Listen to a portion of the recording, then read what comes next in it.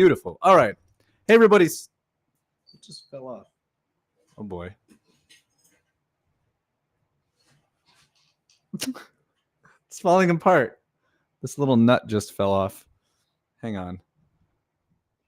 How's it going? Can you hear my microphone? Hey, Tom. Hey, Ted. Hey, Birdie. Hey, Craig. Hey, Lori. Let's see. Who else is here in the chat so far? Hey, Mark. Mark Cordian, I should say. Cool. That's great. All right.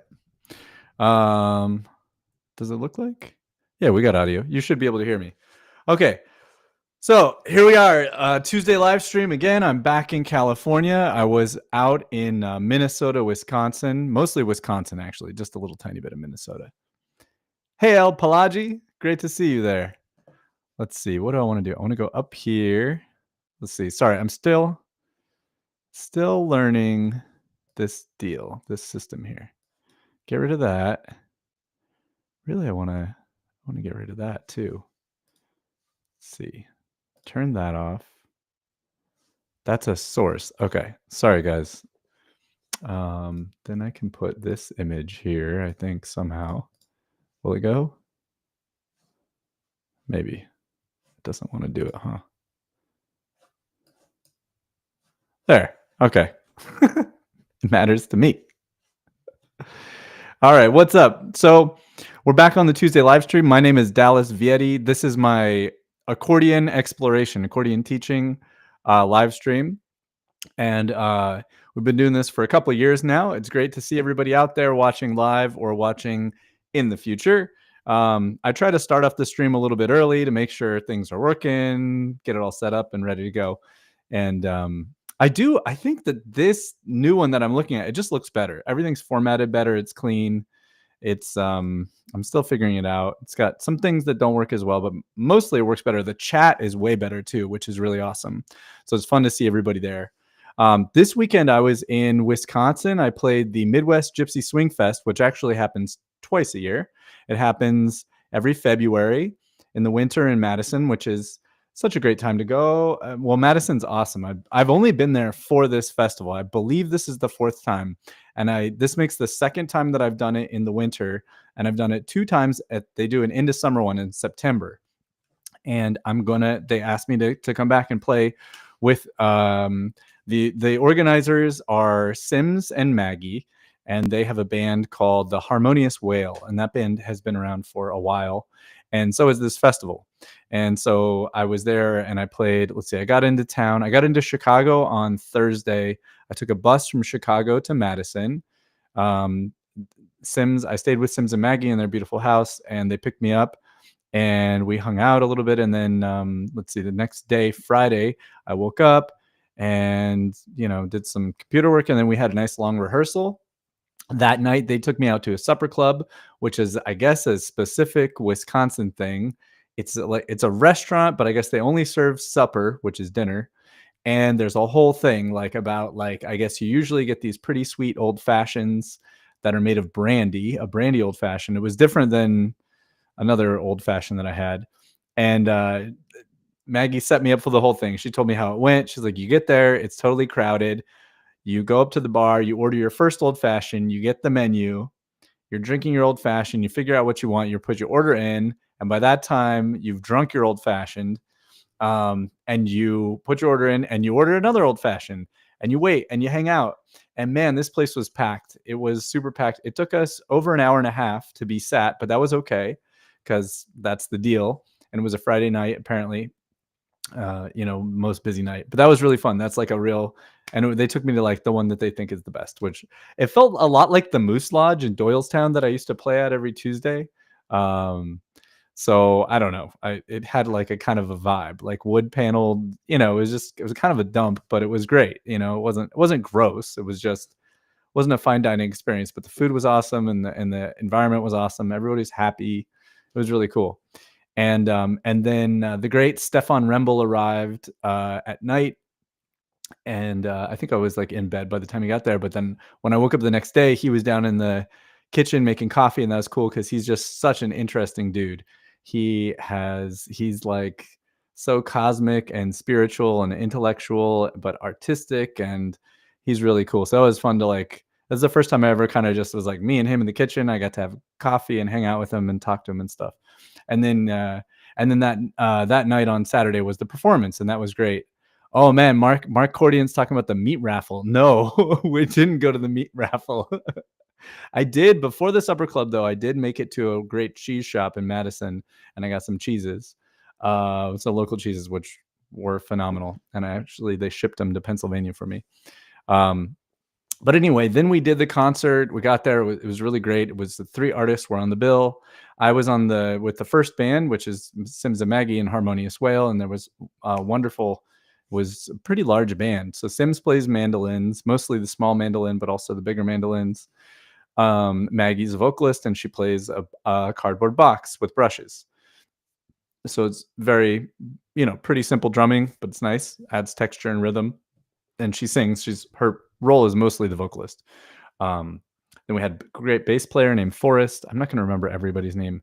We had Gian on the rhythm guitar, and oh man, what's his name? Was it? Oh man, shoot. Who was on lead guitar? I'm gonna have to look. I'm sorry. I know your names. It's just it was a lot this weekend. There was a lot going on this weekend. It was Scott. Scott from Milwaukee was there on the lead guitar, and he can really play. So that was great. I think I've named everybody. Yeah. So that was that band. And then so we played our set. It went great. It was really fun. Like a lot of bebop tunes, some Django tunes, some just jazz standards. We did You'd Be So Nice to Come Home To. I'm not going to list the set, but it was great. It was really nice. I think we did well.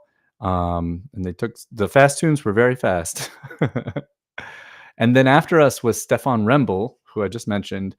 And he's put together, I remember hearing about this too, which is really fun because I remember people telling me like, oh, Stefan he's in the process of slowly transcribing all of Django's solo, these improvisations. That's how they're called, improvisations. And it's these solo Django guitar pieces that are a lot more like classical compositions than they are like Django's jazz playing.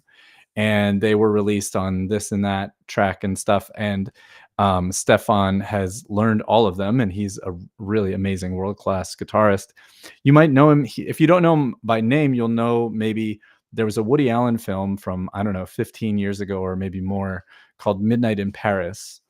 And that had some licensed music, but it had a lot of original music, and it has a really iconic, every time that, what's his name? Owen Wilson is out there walking around at night, kind of doing his walkabout things, getting into weird scenarios that happen, magical things. This beautiful waltz that called Bistro Fata is the title of the waltz, and it's just really iconic and a super beautiful composition. And Stefan Rembel composed that. I don't know if he wrote it for the film or otherwise. I'm sure I could find that out. But anyways, so he has some fame, and I think he's done other Woody Allen movies. And he's just one of the top guys. So anyway, he did his solo set, which is really cool. And that was really beautiful. And he talks, he's such a fascinating guy, and he really talks to the crowd and talks about all sorts of like esoteric stuff and beauty, and he's explaining Django and how important these are and how they came about. Just really great. So that was really cool. And just to hear somebody play these, and it's sort of like it's almost like it's a big work, to take somebody that you love, but then it's kind of like a musicological project too, and some of the recordings, the only recordings of these things, because Django never wrote them down. So he played like one recording off his phone, and it was a recording, I think, of a radio program, and you couldn't hear shit. It was so crazy. It was crackly and horrible. And it was like, wow, he picked all of this out of the mess of that recording, and just a single recording, really terrible. And that was really neat. And then after him was Alfonso Ponticelli, who's a really established guitarist in the Chicago area. And Alfonso, he's like there's like in his blood is like music. So he can pick up anything and make amazing music with it, even though he's a guitarist. So Sims and Maggie were telling me stories about him like getting into like whistles and flutes and stuff, and him doing solos on minor swing on like just a plastic straw that he had cut holes into, and he figured out how to make notes. Anyways, he did take a solo on minor swing on like a penny whistle kind of a thing, and it was pretty amazing. It felt like Lord of the Rings meets Django. Anyways, that was really fun.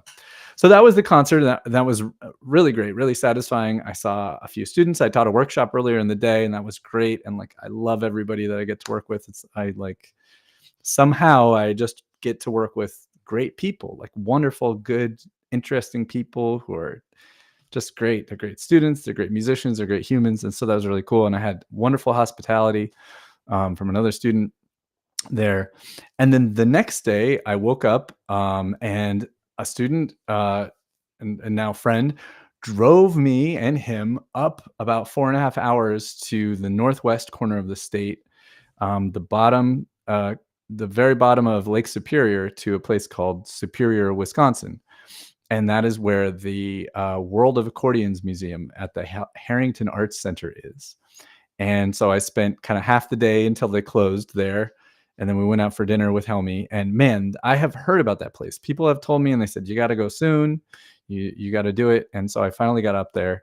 And it's super, super cold. As cold as it was in Madison, it's way colder up there in Superior. And two, it's just really, really fascinating. I think unlike any other experience, I think it's maybe the best experience for an accordion player to get a deep sense of the history of the accordion, and how it developed. It's like I would say it's run by Helmy Harrington, who has a PhD, and she's an extremely intelligent and insightful and dedicated uh, academic, and I don't know. There's not a word to describe one word to describe her, and I wish I knew how she describes herself. But it's the work of, essentially, it's not just the labor of one person, but it's the vision and life's work, I think, just of Helmy, and that alone makes it amazing. But the level to which she has all this together, and so she starts at the very first accordion patent, which she has in two places, and she asked me to engage with it, like, read the patent, tell me what's weird about it, like what's off. And she's a teacher like that, kind of the Socratic method, asking these questions and then making you think rather than just telling you everything, which is fun and a puzzle. um, and then so you see those, and she doesn't have just like one. A really neat thing is, so she calls them the Damien accordions, because Cyril Damien is the guy who had the first patent for this instrument. But she has like lots of them. She has like a dozen Damien accordions. So you get to see many different models, and flutinas, and the instruments that are after it, and the instruments that are like a little bit before it. So like similar things, like a harmonica that was earlier that had keys on it. So it's like you're still playing it with your mouth, but you're opening and closing the little holes. It's like, okay, yeah, that's like, I could see maybe they got to hear from there, like, there's so much stuff. I mean, I really could spend the whole live stream talking about that, but I don't want to. I really encourage you to go. You need to just call ahead and make sure, you need to sort of call ahead. It's not the kind of place that you want to just show up unannounced, but it is open, and they have hours, I believe, all through the weekdays. So don't quote me that, but check it out. So the Harrington Art Center and the World of Accordions Museum. I might be going up there for the concert for the World Accordion Day in May. I'm trying to look at my schedule and see if I can make that work. And I will definitely be back in September to Madison. And that seems like I want to spend more time. I'm making more friends and learning about other cool things to do and connecting with more musicians. And I just imagine that I'll spend more time there in that area. And so I'll probably do another workshop and some other stuff. I'll keep you guys apprised, and hopefully take that diagonal trip up through the Northwoods back to the museum. One of the fun things, which I'll probably show some samples of on a future live stream, is there's just so much there. So there's the collection, which is in the basement. It's a finished basement. It just seems like a lot. It's really the perfect gallery space, because you don't want a bunch of windows in your gallery. That's bad. That the UV light damages your artifacts. So it's down in the basement, and you go down there, and that's where most of the collection is. But then there's the sanctuary, because it's an old church. It's a a fairly large building. It's not like a mega church, but it's not a small church. The sanctuary is humongous and beautiful and has these um, stained glass on the windows and stuff, and it all comes in. The light comes in, and it has gorgeous acoustics and it's really, really beautiful. And on the stage, all around that room are many instruments, but on the stage are a bunch of accordions. And if you've paid admission, you are permitted to try these accordions. So there are a number of piano accordions and different ones that have free bass and different systems, and with tone chambers and without tone. Actually, I'm not positive about the tone chambers. I think so, but anyways, different kinds, which is cool. And then there's a bunch of button accordions too, diatonic button accordions there, so you can try those. Trying to think of the other stuff that's there, but it's very cool. And I don't really know, I'm not positive what the rules are on which instruments in the collection you are allowed to try, but I know that if you have the permission of Helmy Harrington, you might be able to touch, pick up, hold, or even play some of the other instruments. There's a whole like little room that's just all electronic accordion versions, through the years. Like, of course, the Cordovox and other ones. There are many other ones, and it's I don't even want to try to summarize it, but there's more than you can see in one day and more than you can see in 2 days. Where I was going is there's a whole room that's just their sheet music collection library, and it's cataloged and organized, and it's a very, very large room, and it's file cabinets, all by style and composer and genre and country of origin and all this sort of stuff. And so I was thought, well, let me take a minute and see if there's a bandoneon cabinet. I'm just curious, because I like that on Freebase. So I perused through. They don't have very much stuff, but they do. And what they have is mostly not Argentine stuff. It's German stuff, which I'm not really interested in. But it was cool and really beautiful handwritten manuscript, which is just so beautiful to see. But then, so then I was walking around and I was kind of looking for more stuff, and I saw this violin cabinet that said jazz improv, and then below that the drawer said jazz accordion, and I thought, here we go. I wonder what stuff is in here, and there was some good stuff. There was some really good stuff. So I think that's a good teaser, actually. So maybe I'll talk more about that stuff, because Helmy allowed me to take some photographs of some things. And so I have it. I plan to use it with students. I plan to show some of the stuff on the live stream.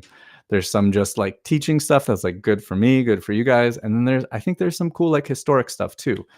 And I'll leave it at that.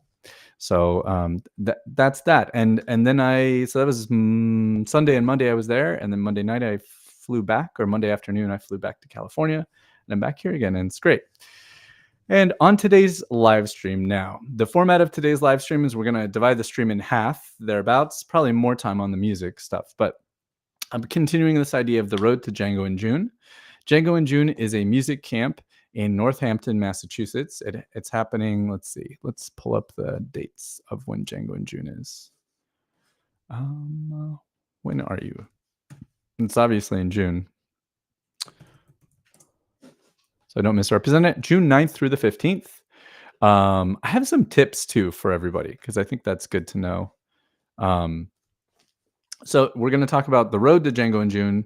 This music camp is Django in June, and they have done, over the years, they have really done a great job for us, English-speaking American audience, North American audience, to create a pedagogy, to create a kind of method of difficulties of songs, like the songs that get played the most. And that's because it's a learning camp. So that's been happening for years now. And so what I'm going to do is I'm going to go through all the tunes. So I'm calling this the Road to Django in June, because I'm going to be the accordion teacher there again. I've done it many years. I didn't do the last couple of years, but the year before that I did. 2022, I believe I was the teacher. Anyways, so here's the list of the tier 1, and tier 1 is the easier tunes for you. And then what they do for the teachers is they try to have all the students be working on approximately the same tune. So it's pragmatic and you can play with each other.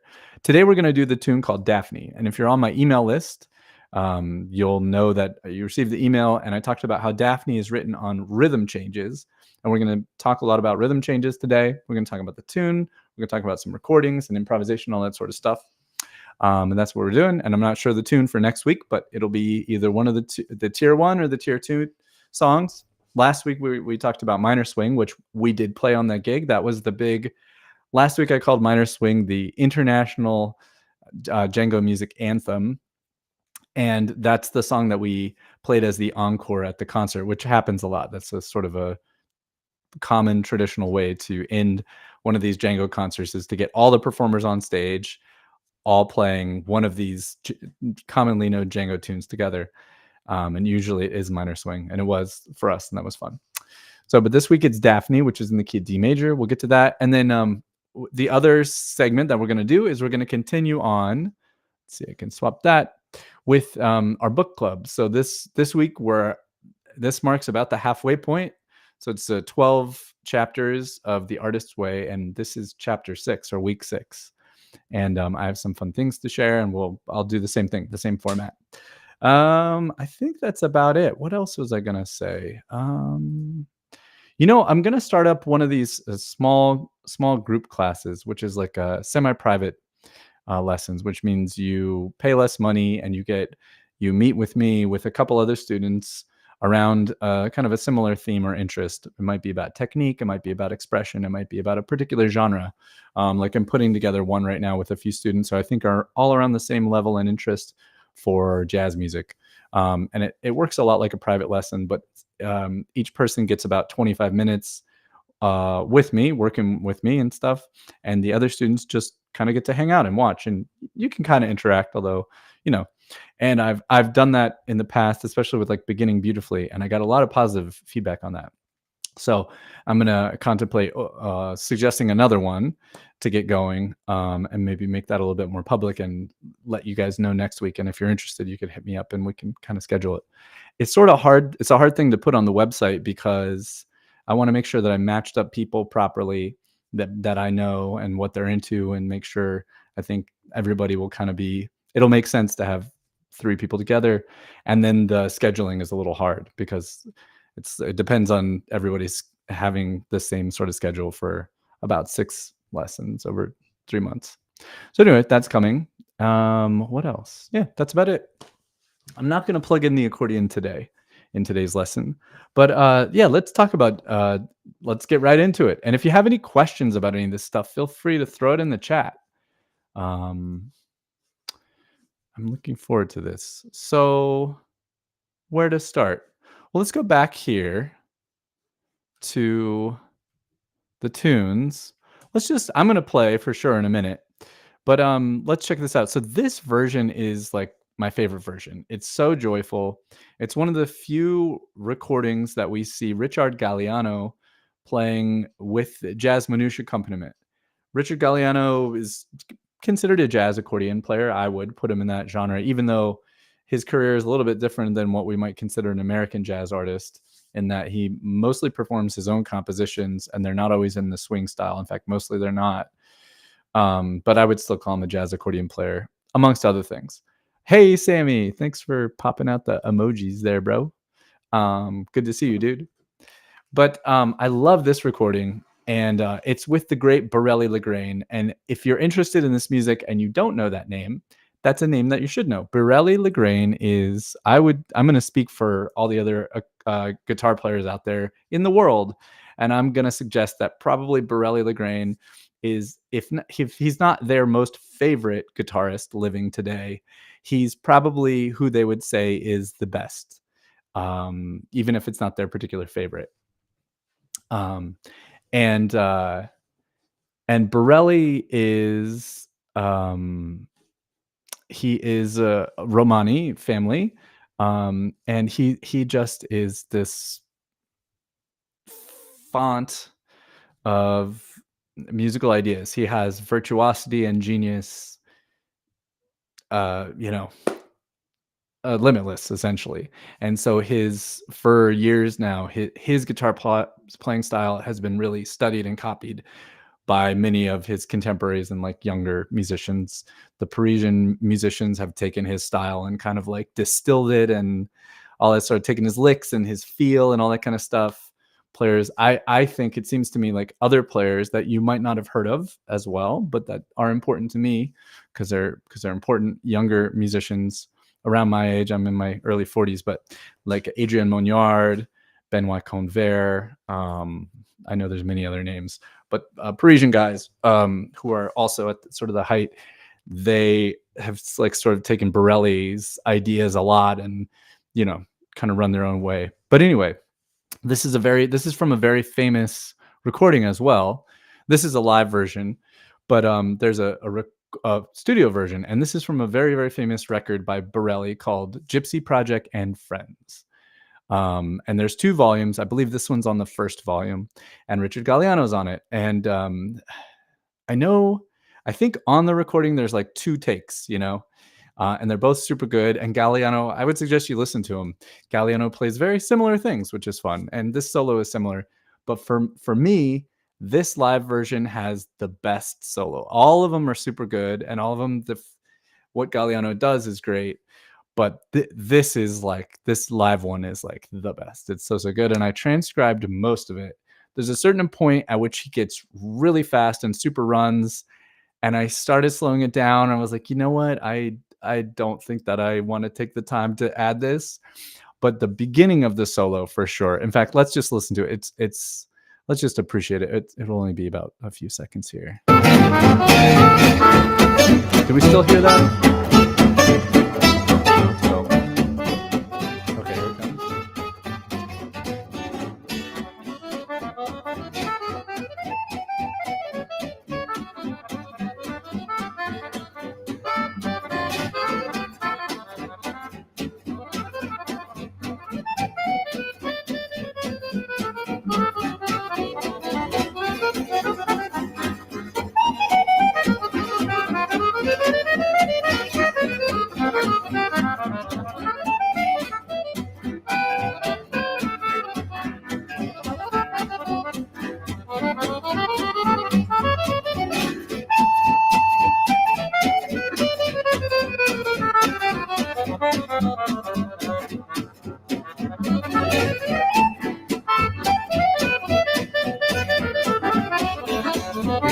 Over this B section.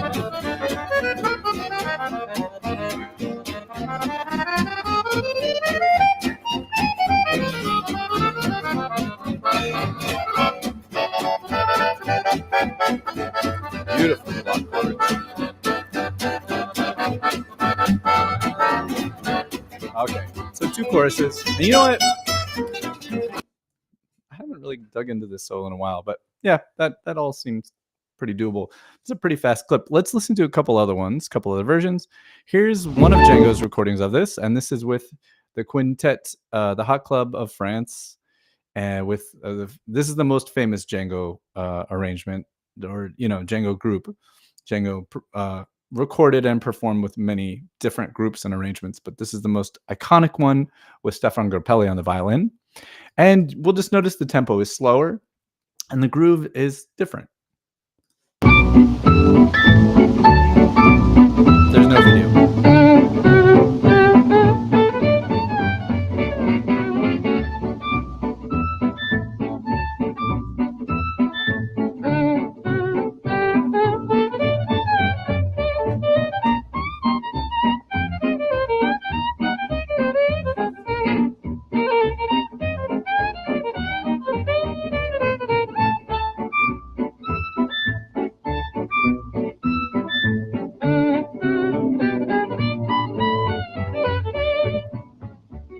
Out that there's a counter line that we want to know. Bum bum beep bum, and it goes. We'll get into the melody in a minute, but it's not written on the chart. It usually isn't. In fact, I've never seen a chart that counter line is written in. But you definitely want to play that. Somebody should be playing that. On the accordion, we could do it. Our right hand could do the melody, and our left hand could do that descending counter melody.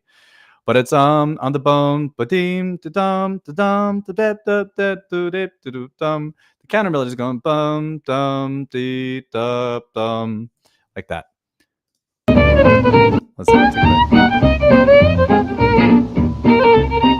This is the B section. There.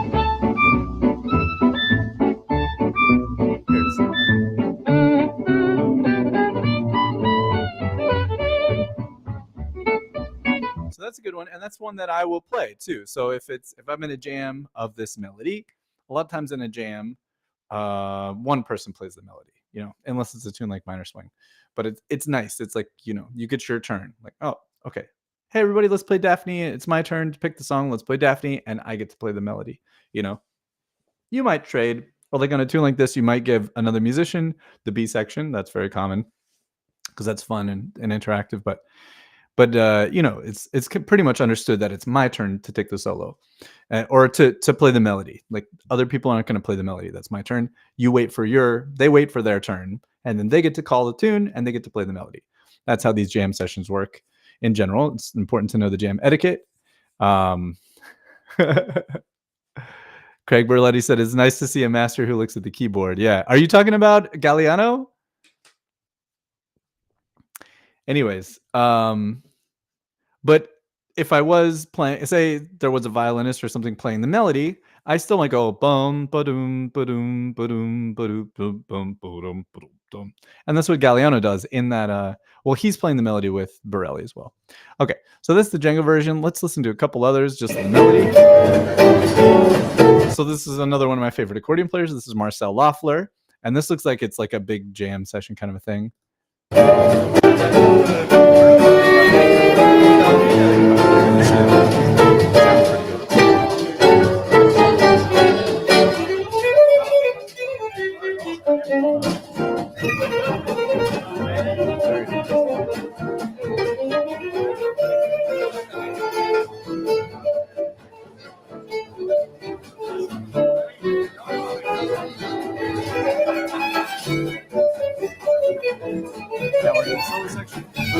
Cool. And let's see, I think I have one or two more here. Here's another version. Pretty quick. If you're at a jam session, though, and you're level 1 or level 2, if you're more of a beginner, this will be a slow tempo on this one. All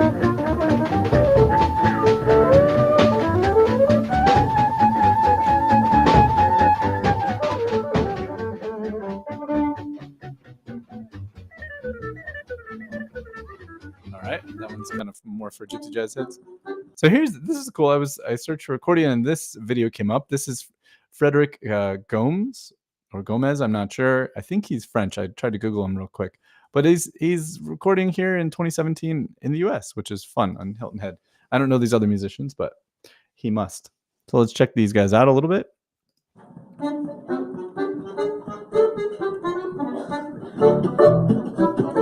It's pretty soft for me.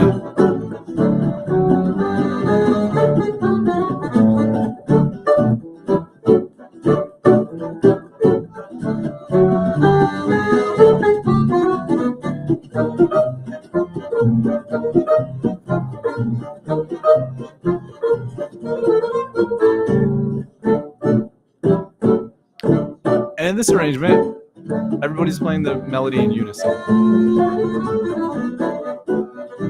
we've got an accordion solo. And then the last thing I want to show is just a backing track and play along. This is pretty quick. He calls this 115, but I think it's 115 is the half note, not the quarter note. So I didn't talk about play-alongs in the last week's live stream, but I will today. So you would play.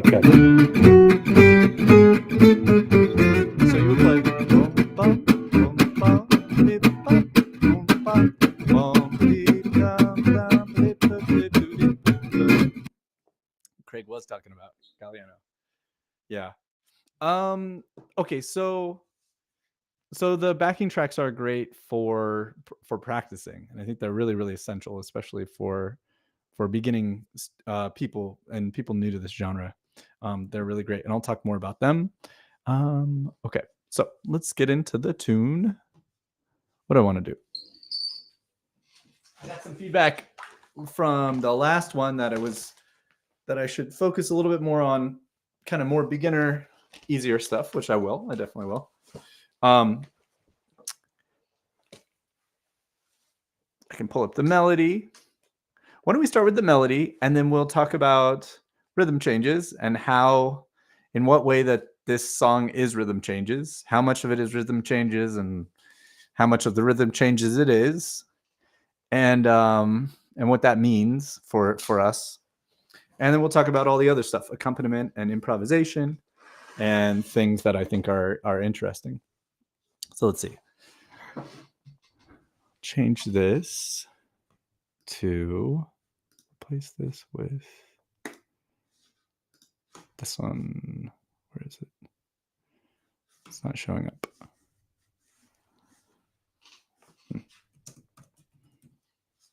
One moment. I'm trying to get my iPad on the screen here.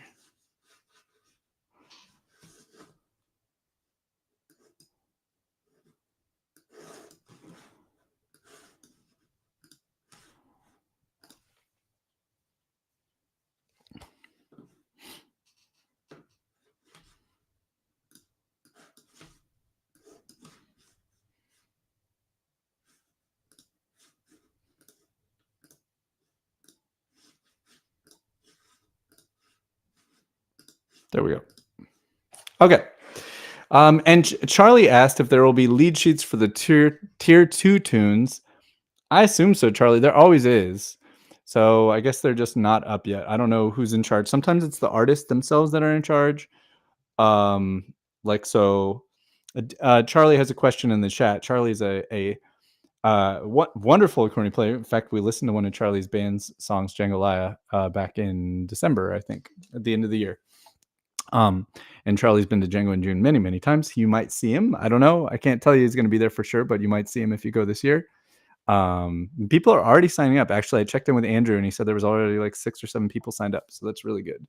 And then if there's more, then they hire another accordion teacher, which is really cool, which is great. Everybody gets to study with me and the other accordion teacher.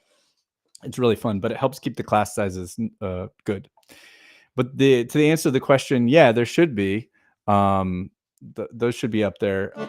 If you go to djangoinjune.com and then you click on go to the menu and click the thing that says get ready, then you can find all of these free PDFs and stuff, and it's great. And you don't have to pay for the camp to get all this stuff. So just giving you guys a tip. I have a couple other tips about how to save money going to Django in June as well. So I will share those later. I want to show you this. This is one of the great ones that I suggest, and I use this teaching 24 Gypsy Jazz standards.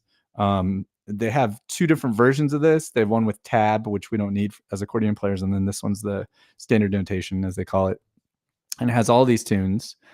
And then I like this because I'm pretty sure Jack Soroff did this, but if I just read this part, just based on the canon, he says, this is based a little bit on their level of difficulty, a little bit on the likelihood that the tune will come up during a jam session or class, a little bit on the type of tune, the key, the tempo, or the feel. So he gave you an order of how to learn the tunes, So it's a little bit, this is a suggest order, maybe if you're going from nothing and you go, well, how do I even go into this music? What tune should I start with? Well, any of the tunes on this list, there's a really good chance that it will be called at a jam session. And then of that list, this is the list on the right side. It's smaller. Pardon me. Of the tunes put in an order for you to go ahead and learn them based on like he said, I assume Jack did this, but I'm not positive.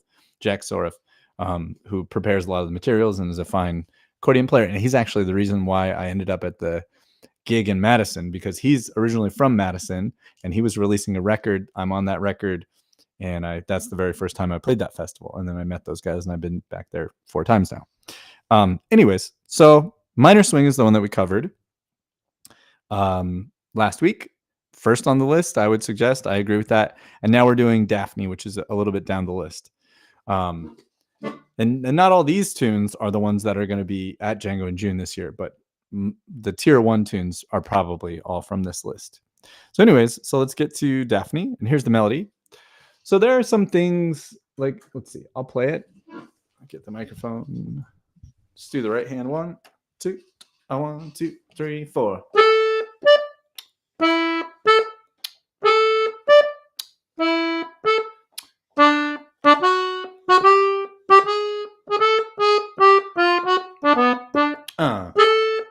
Play. I'll do it a little bit of harmonizing.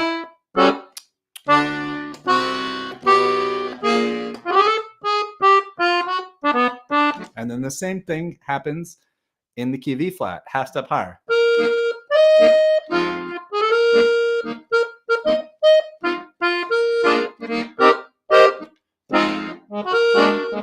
And then I'll do what Galliano does.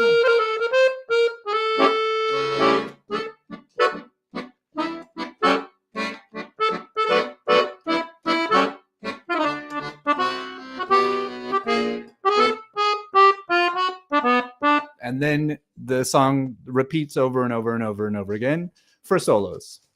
So it's very much an instrumental jazz tune. This is not one of those songs in jazz that is like had a vocal melody. Everybody knows it, and we're playing this as an instrumental and soloing over it. It's like, nope, this is a composition written by Django. Up at the top, it's attributed to Django and Stefan Grappelli. I don't know about that, but that's what it is. And it's a very simple melody, super catchy, like most of Django's melodies that he wrote. And it's really very simple, and that's why it's great. Some tips on the melody. I would say, this is a pretty good basic skeleton version of the melody. Let me see if I can arrange this a little differently so I can be smaller. Let's see, let me get rid of the chat for a moment. There we go. Okay. And I'll do like that. There, that's better. Okay. And the sound is not as good today because I'm not plugged into the interface. Next week I'll be back plugged in again.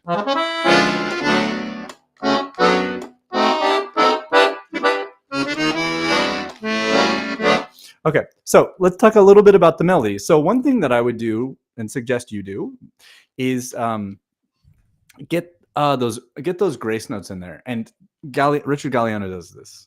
He's got these great grace notes. So there I'm just putting a half step grace note, and I might put it on all the notes or many of them. You can move it around, and that's what you do. You do want to move that around. So don't do it the same way. As you're gonna practice it, maybe at first on on all of the notes, especially every single one. It's gonna change your fingering.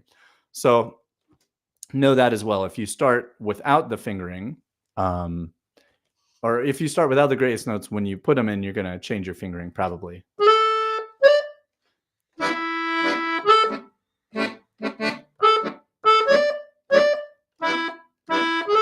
Now there I'm starting to vary the melody. I'm repeating it. I changed the rhythm and repeated it.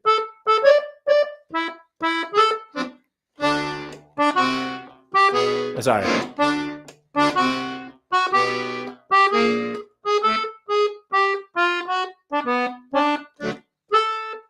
Then the other thing I would suggest about the melody is if you got that much, you want to do some more, add some chords. You can harmonize the whole thing.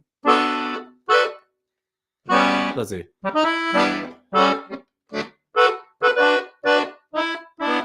Or you can do just some melody notes. Like there. So I'm putting on the higher one. We've talked about this a bunch of times, but let me do it with the left-handed accompaniment.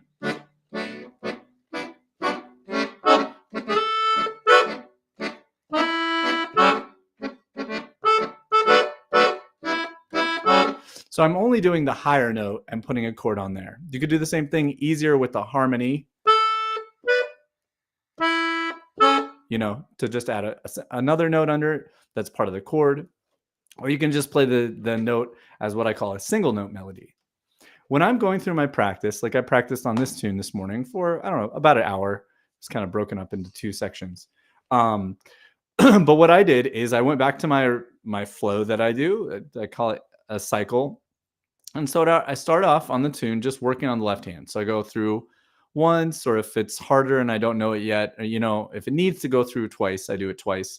And I do just the left hand, and then I do the left hand and the right hand, and then I do the left hand and I do chords, and then I do the left hand and I do an improv exercise. And then at the end, I kind of try to do like a little simulated thing where I try to really clean, but without too much limiting myself, other than trying to play clean and well. I try to do like a little performance. So I do the melody as I might actually do the melody. So not just limiting myself in a way. And then I try to take a solo, not just on the exercise that I was doing. And then I try to play the melody again. And then I move on to a key a half step higher. And I try to go through the 12 keys if I have time. Today, I made it through the key of F sharp. And that's it. So let's see, that's 6. 1, 2, 3, 4, 5. I made it through 5 keys, 5 of 12. I'll probably finish it up later today. Anyway, I want to get into more of that. But just talking about the melody. So it's a very simple melody. The thing that you can do, like I said, is add the grace notes. Now, notice when I'm playing those upbeats, there's a lot of space. And I think that this is from my opinion about how to make swing sound, what I think is good and copying the players that I like. There's a lot of detachment. So you can hear me lift and that note stops. And then that one's a staccato. It's not legato. So this is a very common thing that I hear all the time from people. When they ask for, oh, I'm getting my swing together. And it's, I guess, something people don't think of. But we want to lift our notes. Very common for when pianists come to the accordion as well. So what we don't want is...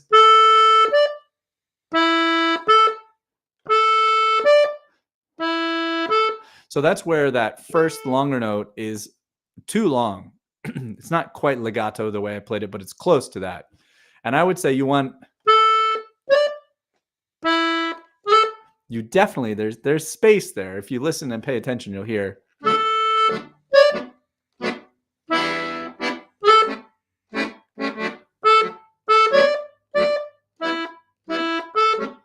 So I'm always lifting, and I call this detached. Just knowing Jacques Mornet, he has something quite similar called Lure, and his Lure is different than this. His Lure is quite a bit closer, and to me, that doesn't sound like the American swing sound to my ears. It's just my opinion. Nothing wrong with it. It's just how I think I like it to sound. So anyway, that's a little bit about the articulation. And puts accents on those. So I'm going to play without accents. I should close. And...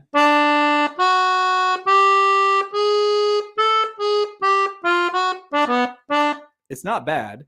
And in this case, even, which is a great way to practice, the fingers are doing all the work, which is really cool. Because on the accordion, we get more than half of what we want from our sound just from having great steady compression in the bellows, and then the fingers being sort of intelligent. The fingers create so much of the articulations, and on the accordion, articulations create so much of the things that we would think of as done with volume. So when we play something short, it sounds accented, even though it's not in the sense of accenting with the bellows. If we think of an accent as pulling more air. In this case, I would, to make it sound even better and even more punchy, and there's a certain sort of aggressive quality or confident forward quality in Django, in all gypsy jazz music. And to have that quality,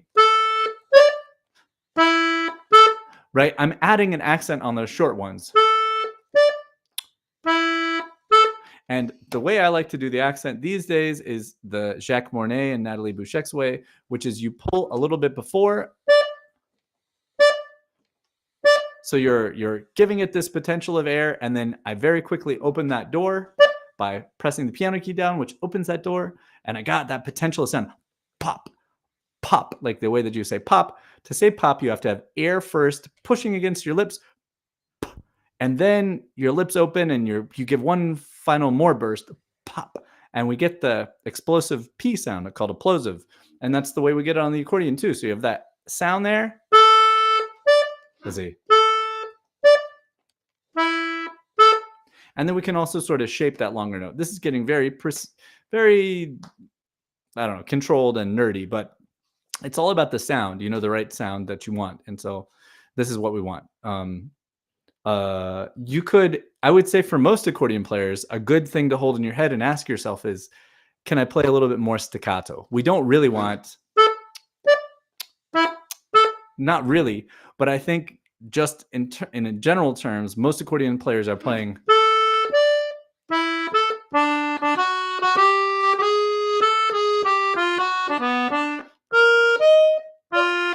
And it doesn't have that definition. Where we get the rhythmic quality, the danceability, the movability is when we have detachment on the accordion. This is my perspective on it. So.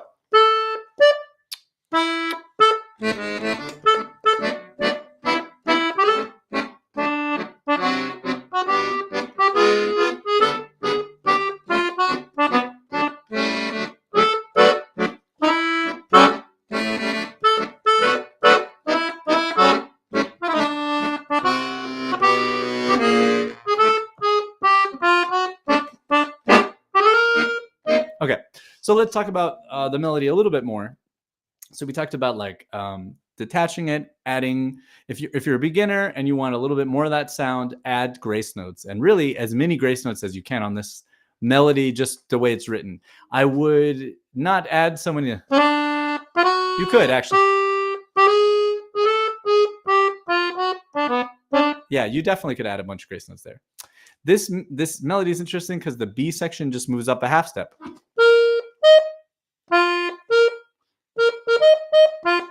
So it's the same pattern, and it doesn't do a full repeat of the melody, and it also doesn't do a full repeat of those chords to the melody.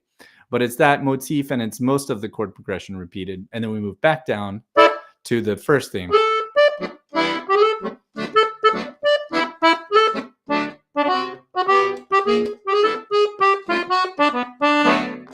Okay. So that's the melody. Let's talk about the chords, the left hand, the harmony, and the form of the tune. So the form of this song, which is the same form as all songs that are written on I've Got Rhythm Changes, is AABA.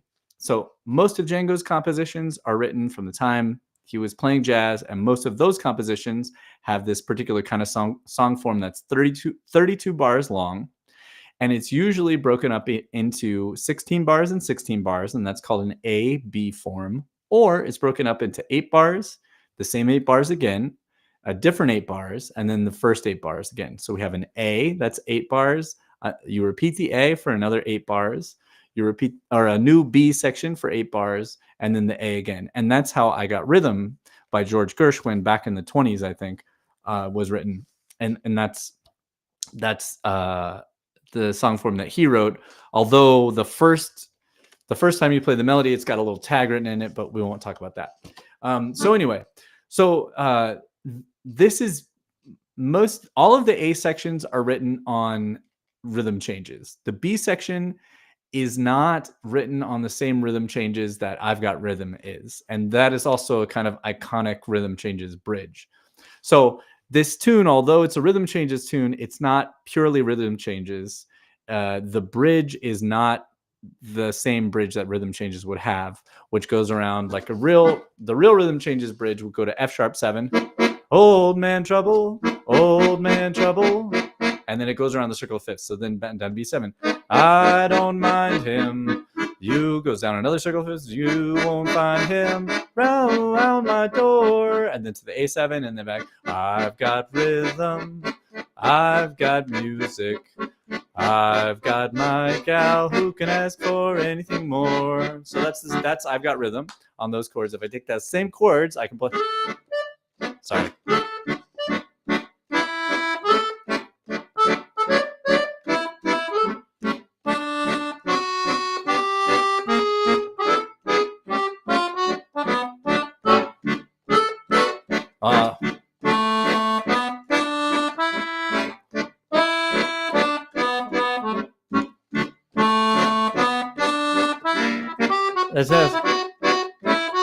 Sorry.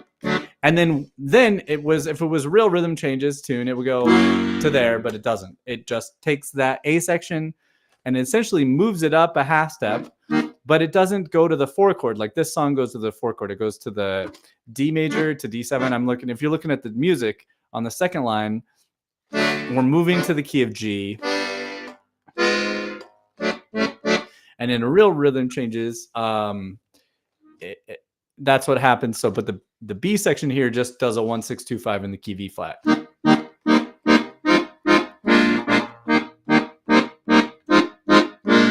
And here's where I go, but it doesn't. It just keeps doing that 2 5 1 6 2 5 1 6 2 5 1, and then you get to the A7, and that moves us back to the final A section. So that's the way that it's different. Rhythm changes are famously played very fast at jazz jam sessions, and in the bebop era, many melodies were written on rhythm changes chords. For beginners, really intermediate too, you don't have to worry about that stuff too much. I would say you can go ahead and anything online that you can find, any YouTube videos or PDFs or books, jazz books you have, or teachers teaching you how to improvise on rhythm changes is going to work over Daphne. It's going to be super helpful. And there's many, many ways. When we talk about improvisation in a little bit, I'll get into that. But I want to talk about the left hand. And so I'm going to share something that I do myself. It's really helpful, and I really highly suggest it. And that's to practice this as a solo accordion piece, to practice all of these Django tunes, even though when you get to Django in June, or when you arrive at a Django jam session, or you're in a Django band, chances are you won't really need your left hand very much. All the other musicians are going to take care of that, especially the guitars. So you don't want to do it. But when we're practicing and learning the tune, we absolutely do. It gives us so much good stuff. So here's how I would practice the left hand, and how I suggest you practice left hand. So first of all, let's go ahead and mark that we're going to change bellows every 2 bars. And I suggest this for working on the melody as well. Let's see, let me get a good thing here. Let's do a magenta, I think. So I'm going to open the bellows here, and I'm going to shut the bellows there. I'm going to open the bellows here, and I'm going to shut the bellows here. Did I do that right? Yeah. And then I'll open again. So I like to give myself a little reminder there. Let's see. Swap that. Okay. And then again, it's opening and closing. And I'm going to open. Let's see. I'll do that too. That's a good for your eyes. Close and open. And this is so important. I would suggest anybody out there who's listening and be like, I got this. I know how to move the bellows. I would say, no, you don't. And if you're not doing this, you need to. You need to do it. You're not better than this. This will help you a lot. Let's see. So, I wrote these the wrong direction. Open, close, and then a reminder that we're going to open again. So we're going to open for 2 bars, close for here. This is so helpful. It solves a lot of problems. I'm really convinced that a lot of these things, a lot of times when we're having problems in our fingers, a big part of that issue is not just the fingers, it's also the bellows being interrupted or not in the right place, not consistent. And this exercise, by working on this and trying to do most of these tunes, all these tunes that we can, 2 bellows out, 2 bars out, 2 bars in, super helpful. So in my flow, when I practice this, I take just the first time I go through, I play just the left hand, Frank Morocco style.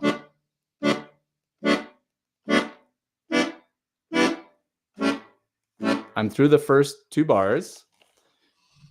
I'm going to do it again. And I'm going to close the bellows. I'm in bar 3 and 4. Now I'm going to open. And this, you can do this in a number of different ways. I'm going to get that little descending bass line there.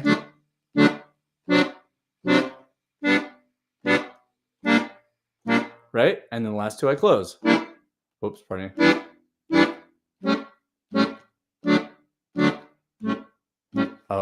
So I'm doing the repeat.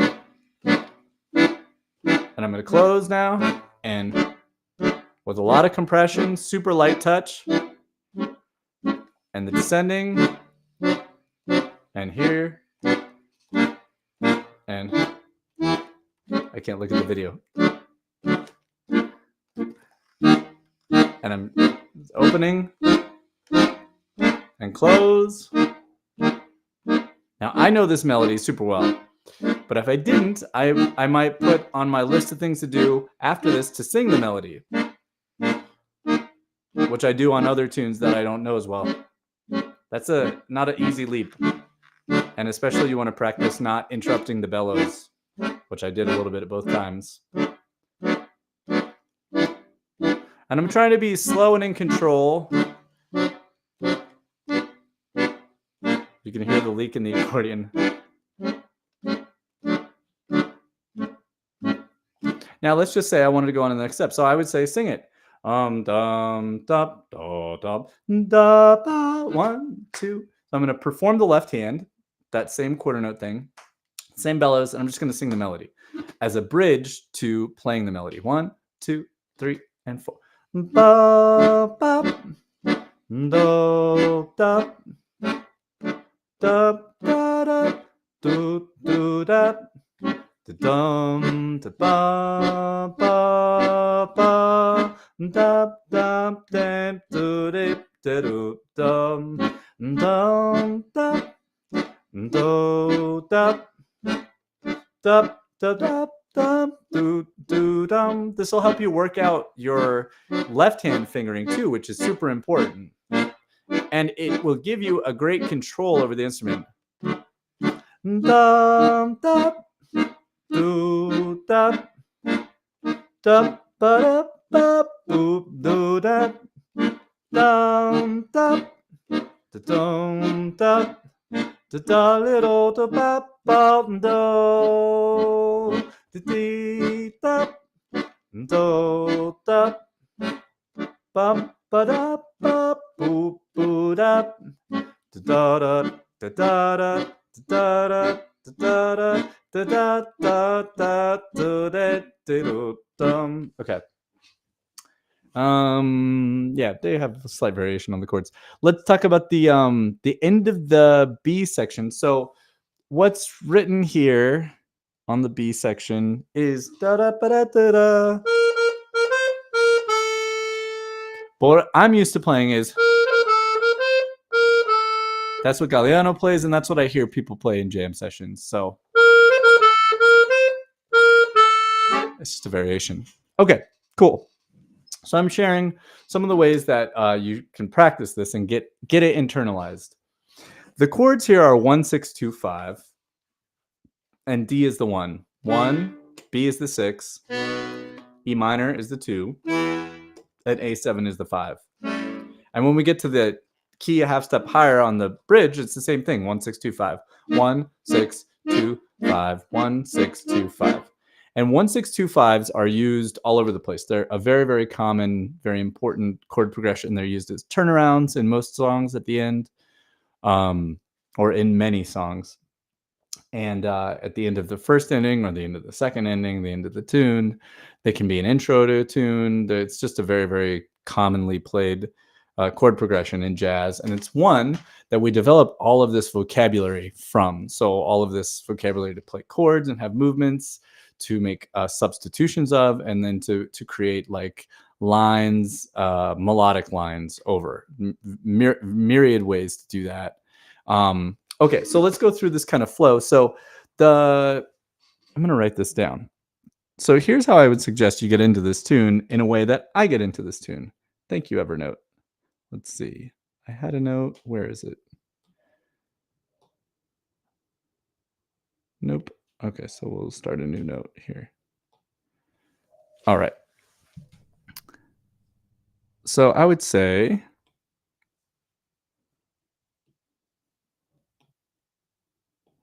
there we go. Okay. So thing one is left hand alone.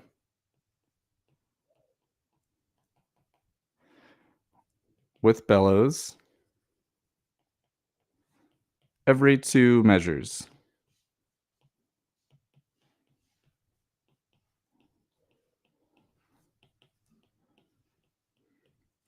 That is going to help you so much. Then I would suggest you sing the melody. So left hand plus sing the melody. Same bellowing.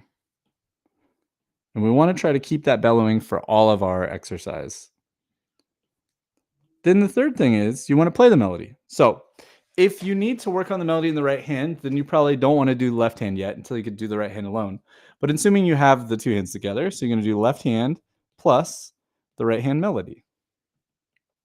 So let's hear how that would sound. I'll get back to my chart here for you guys. I think you heard me play it, but let's do it again. So this would be the next step. And this is like we're pretending like we're practicing on this tune, but we're working on it on the same song, but in many ways. This helps us get over like concentration fatigue. It helps us combat the place of our mind that goes like, well, but I'm spending all my time on the melody. How am I ever going to learn to comp or accompany or solo? It's like, we're going to get there. We're going to move through it in a way. So we're going to do all of it. And it helps you. I believe you get deeper into the tune by hitting it from a bunch of different ways. So So let's do the melody. So now we're going to take the exact same left hand accompaniment, and that should be a little stronger now every day that we do it because we spend at least one time through just that. So we can put all of our concentration to remembering. Where I have to, I got to get to that B flat. That's really hard. Or I get to the A from the E flat. That's really hard, whatever it is. So here we go. 1, 2, 3, 4. I'm just trying to be.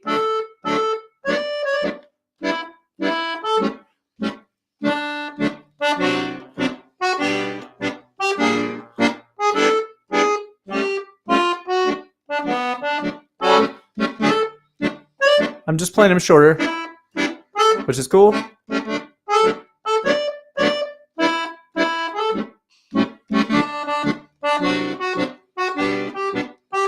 Repeat it.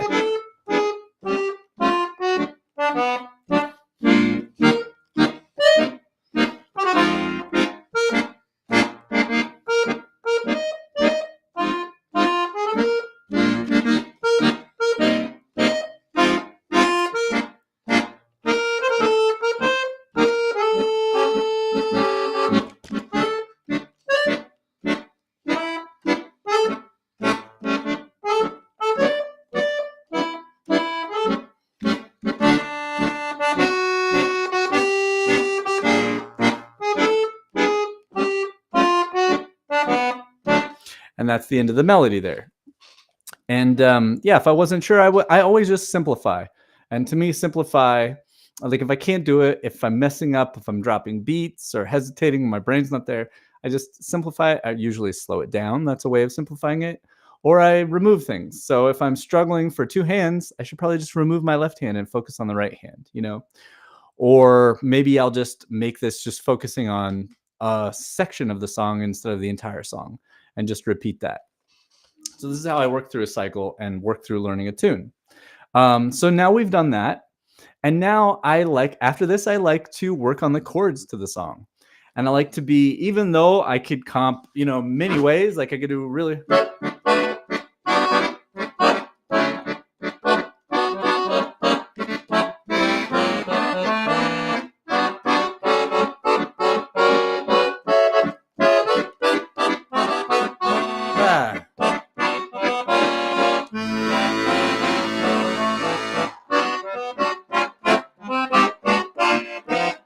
I could do all of these super cool fancy things. To me, it's still really, really, really good to do a practice where I'm very limited and trying to be super specific. I think I still have things to learn, and I think it's really helps me get into the tune and I can build off of that. So for me, I try to start with a starting point that is very, very simple chords. And your mileage is going to vary here. What's simple for you is not going to be what's simple for me. But I'm going to give you an example of something that might be simple-ish for a lot of you. And then I'm going to give you an even simpler thing, which I think probably most of you will want to start at. So a simple thing that I'm doing is I'll start with the root position chord on this tune, and then I'll choose like one pathway through the chords with a 4-note chord, a block chord in close position. So that means that it's not an open voicing chord. This would be a close position chord, and this would be an open voicing chord.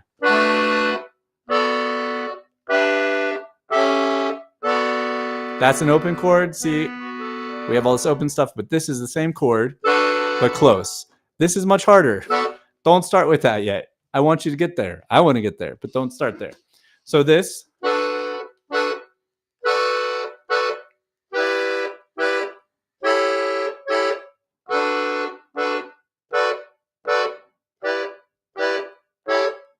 And maybe you want to work this out. This would be great. And doing this helps you memorize this stuff too. So all I'm going to do is I'm not going to play my left hand at all. I'm just going to play my right hand. And I really do this, and I suggest you do too. So I'm going to play as though I'm playing the accompaniment on my right hand on the simple chords. And I don't, even though sometimes I'll hear an idea or I'll get bored and I try to just do the same thing until it feels super, super solid. So I'll demonstrate 1, 2, 3, and then I'll write it down.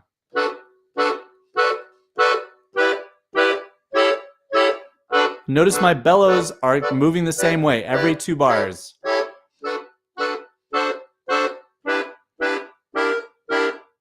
I close, and I second A.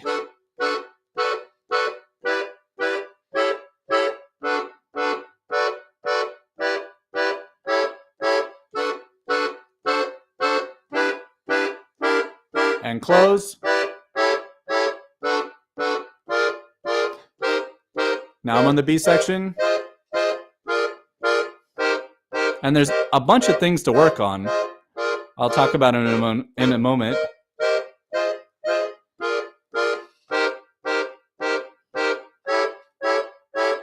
Last A.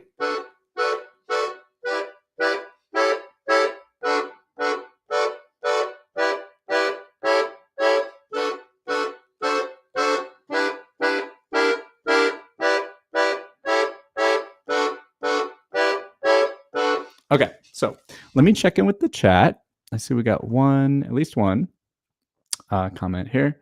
One new comment. ePilot is watching. What's up? Laborious Nose is a chat bot, is a spam bot, so get out of here. Can I get you out of there? Let's see. Add to the block list. Cool. Yay. All right. Laborious Nose. Here we go. You are blocked. ePilot, great to see you. Okay. So we got the chat again. There. That's nice. Okay, so myriad things to work on. Over here, I'm going to add this to our list. And I'll have this list up on the website. And I have this list actually for myself. This is my practice list that I go through on a tune. So we've done the left hand, right hand melody. Now we're doing the right hand alone. Oops. Penmanship is not my thing. Alone. Simple block chords.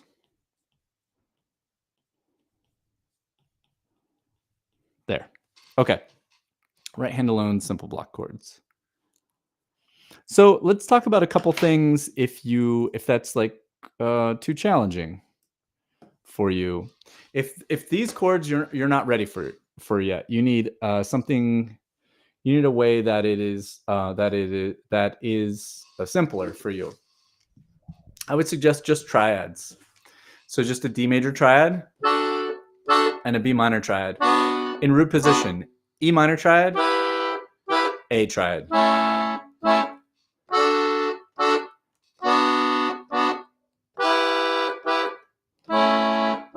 D, now D7 to a G triad, right? So just do major triads, except for the 7th chords. You should throw a 7th in there. But that would be a great first step for you. And then, and this is where my course on jazz chords and harmonies comes in, and my whole thoughts about teaching that it's not, I didn't just come up with this. This is kind of the way that all the jazz chordal instruments are taught. They basically do the same kind of pedagogy because it works over time. But you want to take your chord shapes and you want to learn them in a bunch of different keys. Because when you have those exercises, like 2-5-1s in 12 keys, or then we can take a tune like Daphne and we can go, look, it's a 2-5-1, but then there's a 6 after the 1. Okay, cool. So 1, 6, and then the 2-5. And it just makes everything becomes way, way easier then. But that being said, you'll want to find your way into those chords. And I suggest you do a very simple chord thing where you're just the same exact chord shapes. You're just trying to get it together super tight. And as far as other things to work on, you can work on the touch and the sound of the air. So let's see if I go just to, not that one, just to me here. Yeah, just to me.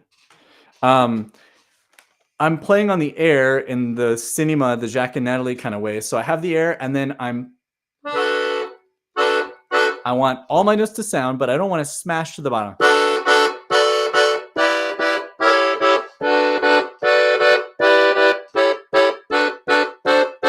That's a G. That's, if you were here, you would really hear how that's not the prettiest sound that we can get.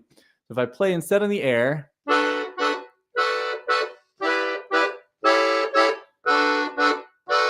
it's a little softer. You probably hear that through the video, but if the quality is better. And for me on the accordion, it feels a lot nicer.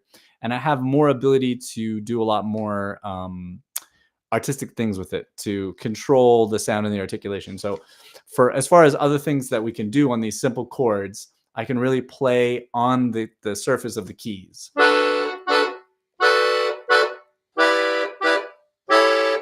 And I have stuff to work on. Not all of those. I'm still working on my chords, and especially up here, this part of the keyboard. Not here's things that I want it to improve. And there's all the keys to get pressed at the same time. They're not on all of these. Some, especially the pinky notes, are not coming in. But I don't want to overdo it and like then smash those notes. Or underdo it and then for them not to play. So, okay, so that's what I would do. And then after that, I would put the two hands together on accompaniment. So let's see, there we go. So I'm gonna do the same thing with the left hand and the right hand. And this is so good and so powerful. We've worked our way up to it. So I'm trying to get the sounds, all the fingers to press and sound at the same time.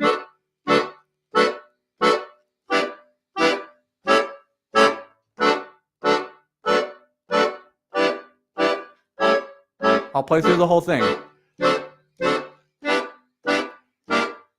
And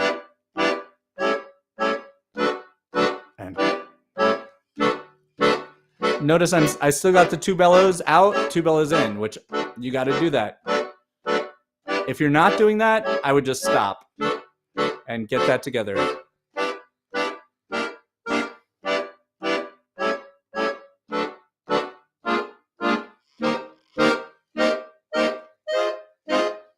I missed the left hand.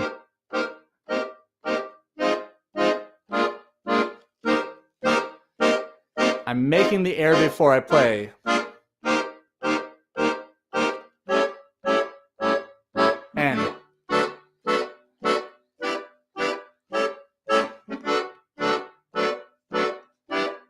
And just super disciplined.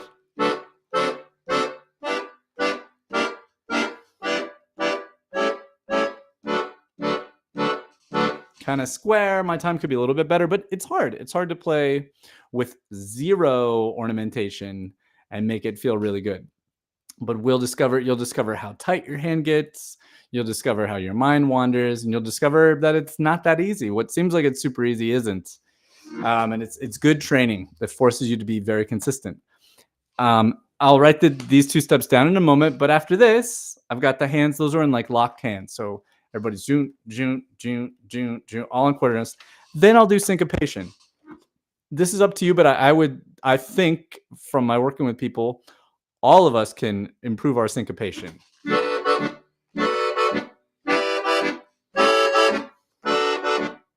You could take a rhythm like that, where you got 2 eighth notes on each chord. 1 and 2 and 3 and 4 and 1 and 2 and 3 and you could do more syncopated stuff where the eighth note is.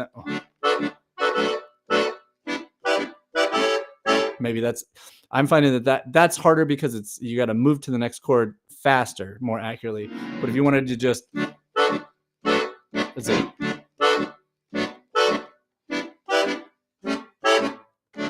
Because what we want is independence. We want, the more we work on that left hand as the accompaniment, the more our internal sense of ching, chop, chick, chop, tick, tock, the more we build that skill, even when we're not playing the left hand. So it's super good. And then also we have the skill to accompany ourselves or another instrument with the left hand. So it's like, it's a win, win, win, win, win. It's a win if you use your left hand. It's a win to practice the left hand if you don't use your left hand. Super, super good. And just having it there playing makes us a lot more cognizant of where the bellows are, which is great. Okay, so let me go ahead and play like that. For me right now, or today's work, I didn't set a little etude of rhythms. I just kind of winged it as far as syncopate it.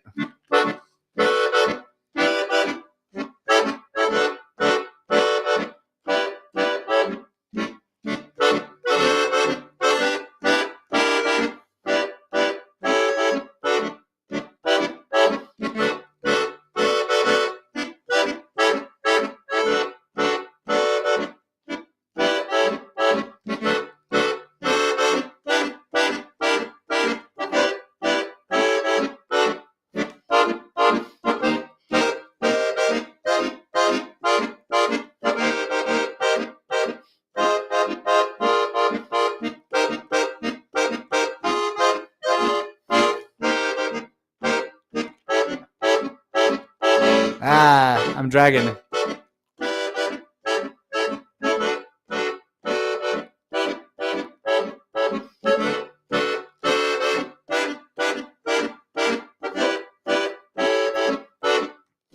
Okay.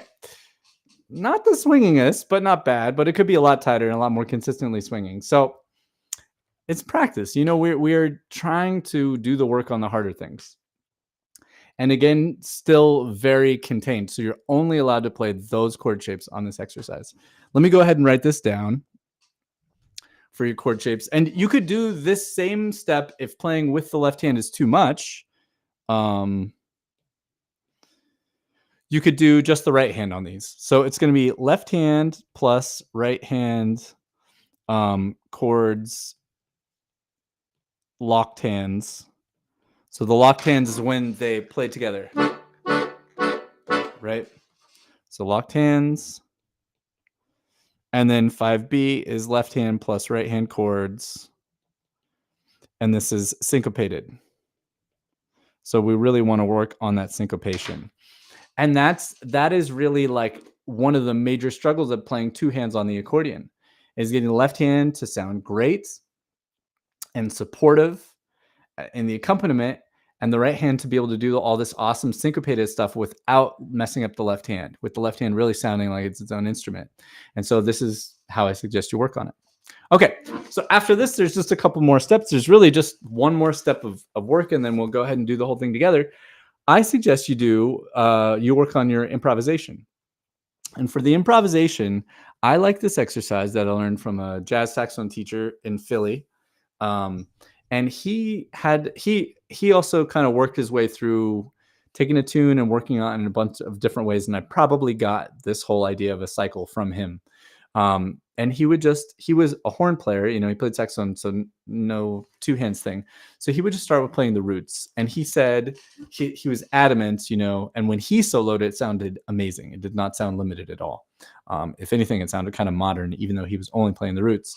But he said, okay, like the concept, the thesis of this idea is that, it's the rhythm and the articulation, with which there's a jazz term for this called time feel. It's like one of those German words where it's two or more words all stuck together as a contraction. Time feel is a jazz thing. It probably has a hyphen in it. I don't know, but it's the right idea. It's the words hold the right idea. So it's like the time and the feeling. So the time would be, where do we put it in space? Like, was it on the downbeat? Was it on beat one, or was it on the end of one? Or was it on the 1E? Or was it a triplet and it was tripolet or whatever? Like, where was that? What was that thing, for example? And then how did it feel? Was it louder? Was it softer? Did something happen to the note? Was it like a softer note that got louder? Was it tongued? Or was the articulation super short on the accordion? Was there more air? Was it like an accented kind of thing where with the note started, it was really short, but it had an explosive beginning and then it kind of tapered off? That's the feeling of it. And the time feel, those things both have to be there. And I know there was a time in my life when I was really diligently practicing with the accordion and with the metronome, working on my time, because I realized my time I'm not happy with my time at all. It's not good. I'm sounding, my time is, people don't like playing with me. People don't like me accompanying them because my time is not good.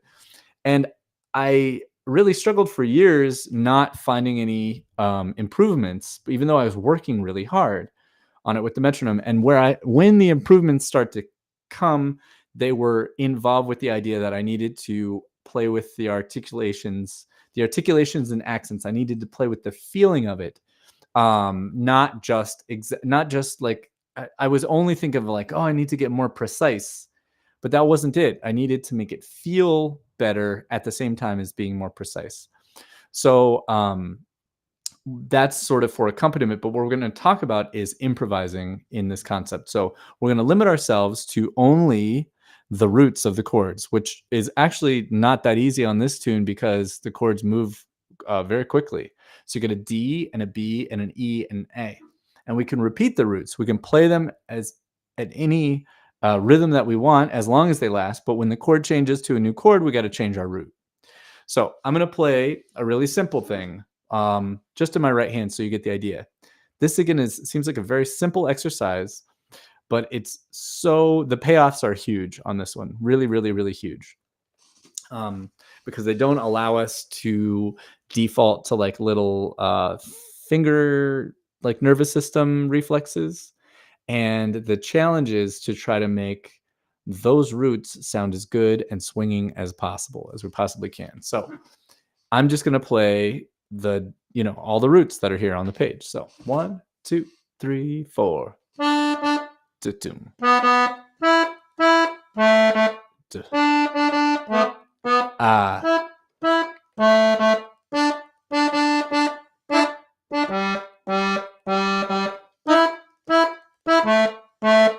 Da. Ah. There we go.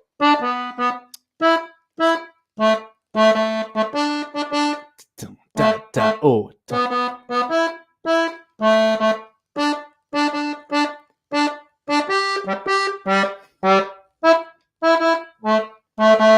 So I'm going to stop and just to explain a little bit. So I'm smiling because I'm making little mistakes, and sometimes on those mistakes I just stopped and did the measure again. And there are some things where I didn't like the sound of it, and the answer was that it was how I articulated it on the repeated notes. It's like, okay, I'm playing soft, but when you're working on playing gentle on your fingers, for anybody else who's there, like maybe Craig is because he took the cinema workshop. The challenge then is that the notes are sounding mushier because we're trying to develop a lighter touch, but that lighter touch, we don't quite have all the dexterity that we do when we have our old skill set, which is the heavy touch, right? So I find that things end up a little bit less defined, especially on the release of the note. So that's the thing that I'm wanting to develop. And so what I do is I do it with the left hand, and I try to do the bellows as well. So I'll go through the whole thing just with the roots. And this is such a phenomenal way. It's very dry. It's very boring. It's very not stifled, but strict. But man, does it help a lot. It gets your hand at least to the root of the note. And as a beginner, that's so hard to do. So let's get into that. 1, 2, and 3, and 4. And we're working on syncopation as well.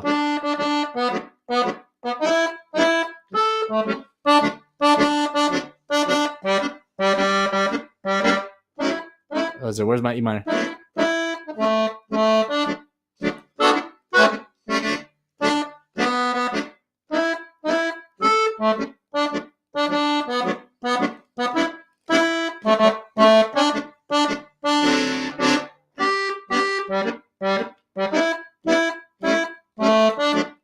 And the B flat.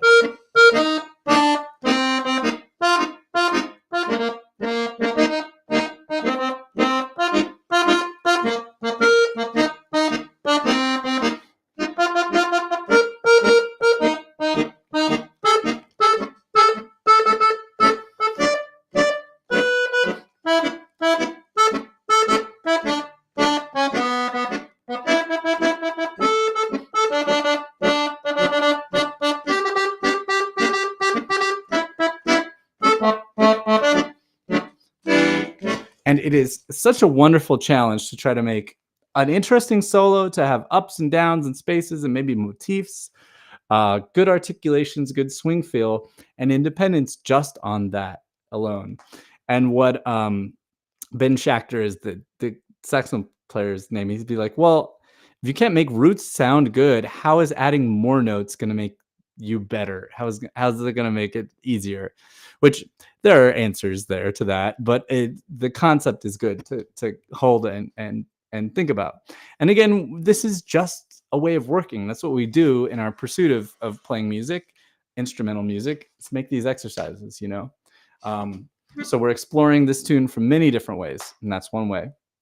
Okay, now for me, this is enough stuff. I've gone through this, and then as these emerge and get better, I'll probably swap them out with other things, or I'll adjust them as I go, and maybe change this exercise to that one or whatever. But in general, that's kind of the flow that I work. So I do just the left hand, then I do the melody, then I do the right hand chords, and then I do an improvisation thing. And then I put it all together and play the melody. So that's what I'm going to do now. Let me check on the chat. Let's see. Yes, so Nomad Farmer's asking about the chord that I'm playing as a G minor. So there are two variations of this tune. On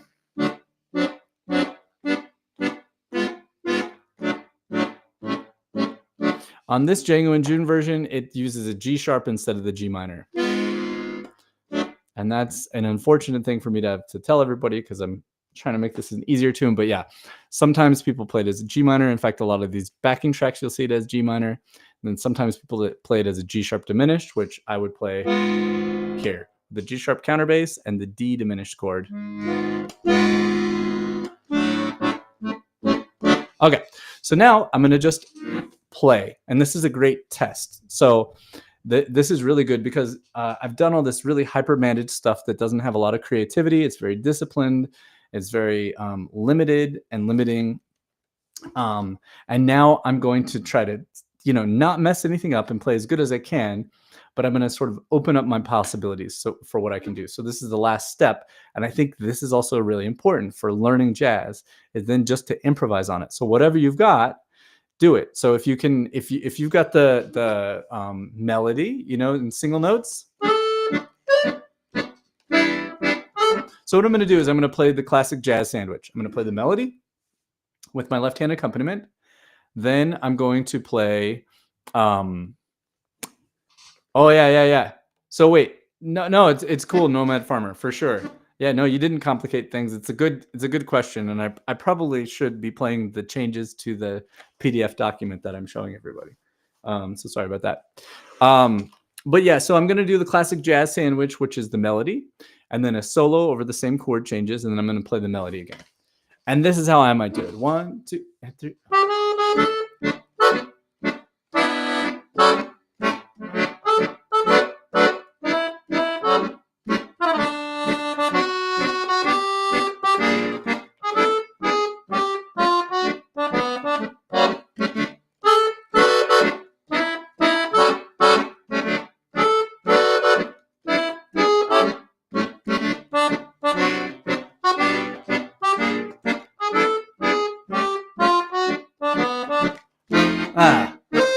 Shit.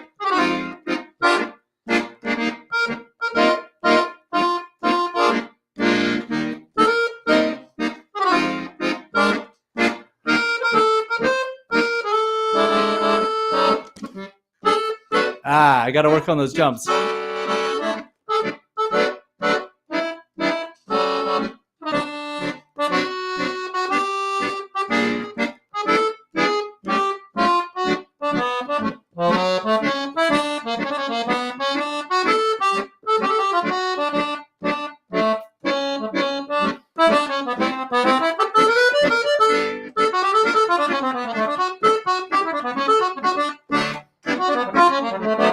And I messed up the bellows. I'm going to try to get back. Here.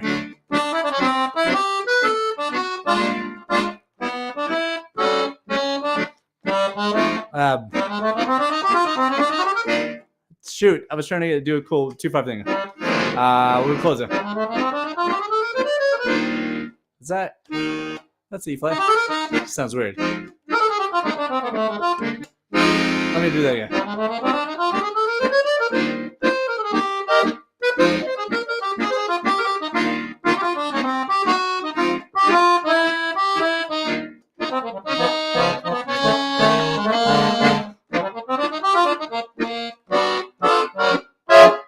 And now maybe some block chords.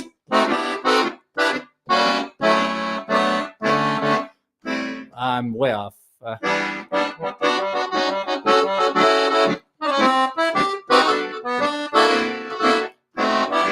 Do they? All right, now the melody out.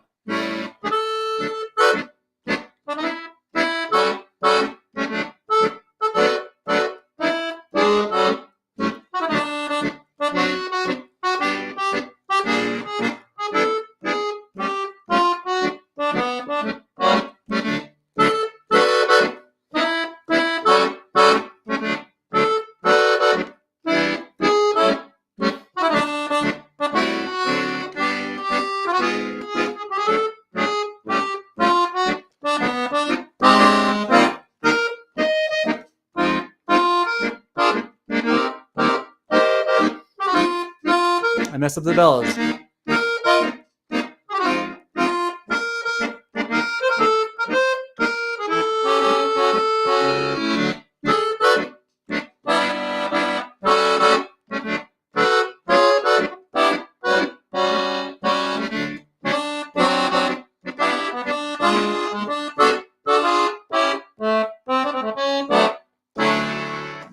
Okay, so we're kind of revealing where we're at with the tune. We're pushing against our limits, and we're trying at the same time to kind of explore, try out new stuff, and then just after we've done, like, it's like really important after you've done the exercises on the things to then just go and improvise over the tune, and make sure that you're teaching your brain like, oh, I make all this stuff up, you know. And okay, so let's check out like a little play along thing. So here on, I gotta change that. Let's swap that for this. Do you guys see that? Yeah, you do. Okay, so there are a whole bunch of backing tracks on YouTube for play along things. I'm going to search again, Daphne play along. And what you want is one that's not too fast. Let's see.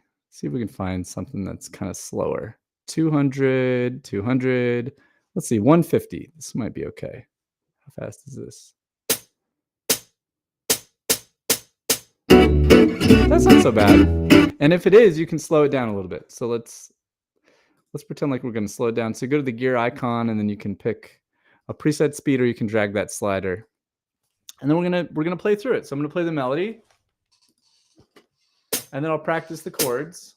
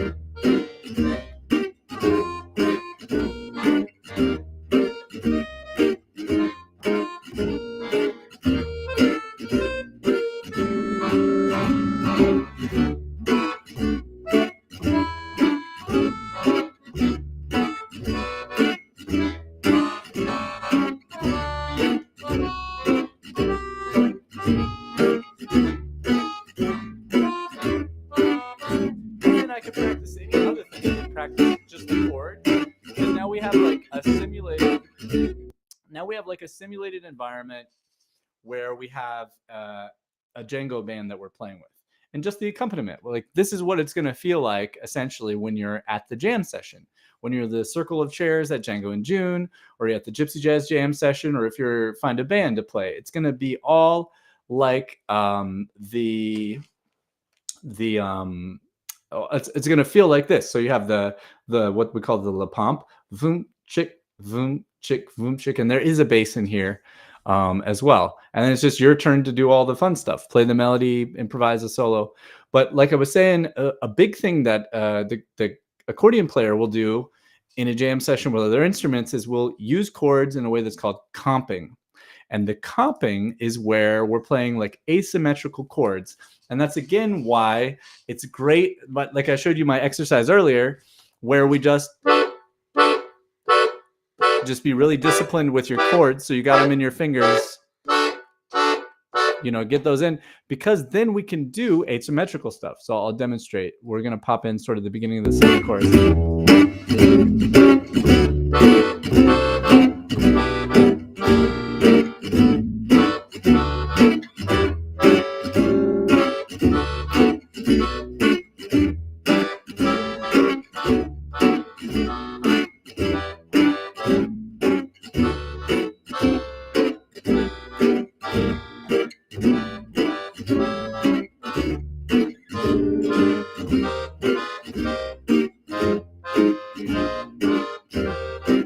So that's an example of comping.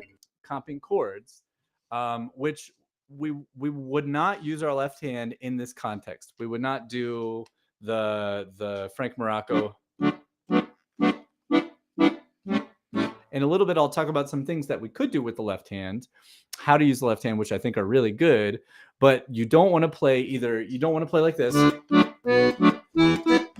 because that totally ruins the cool sound that the guitar players have. And you don't want to do this, because it will also ruin it a little bit less, but it will. You won't have it exactly precise, and it's not the right thing.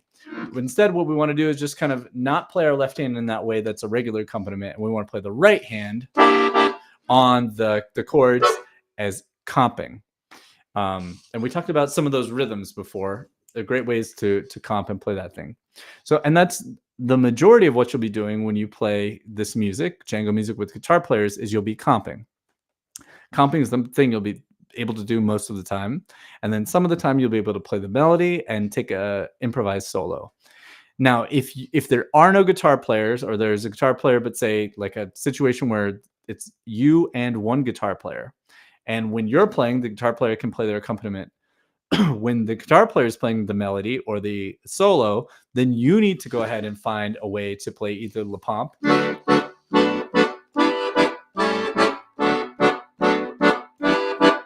or you could play more of a Frank Morocco thing.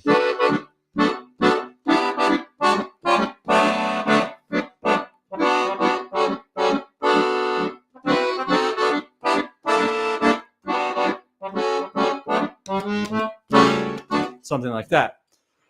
Which also, because it's a repeated left-hand quarter notes, it's very, very similar. So that's going to work.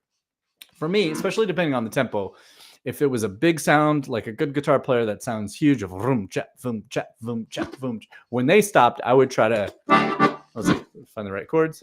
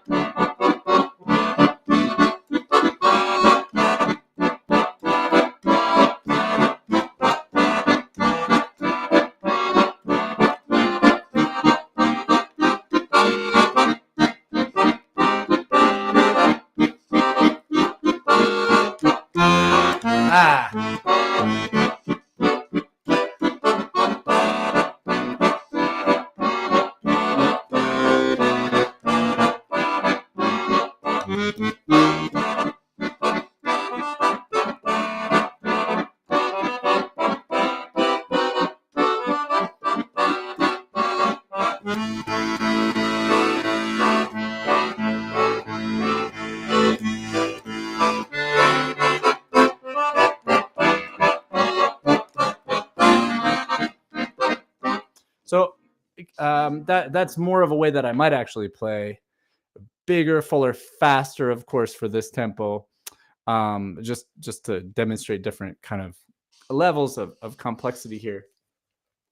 As far as the accompaniment. But again, when you're playing with a backing track with other live guitar players, we don't want to play our left hand. We want to leave that to them. And so we're going to be comping. Let's see, what was I going to show after this? So we can play the melody over the backing track. We can practice comping, all the same stuff that I went through, but with this backing track, which is great. It's also a very, not forever, because there wasn't backing tracks originally. People just play along records, but for a long time there have been, for at least 50 years.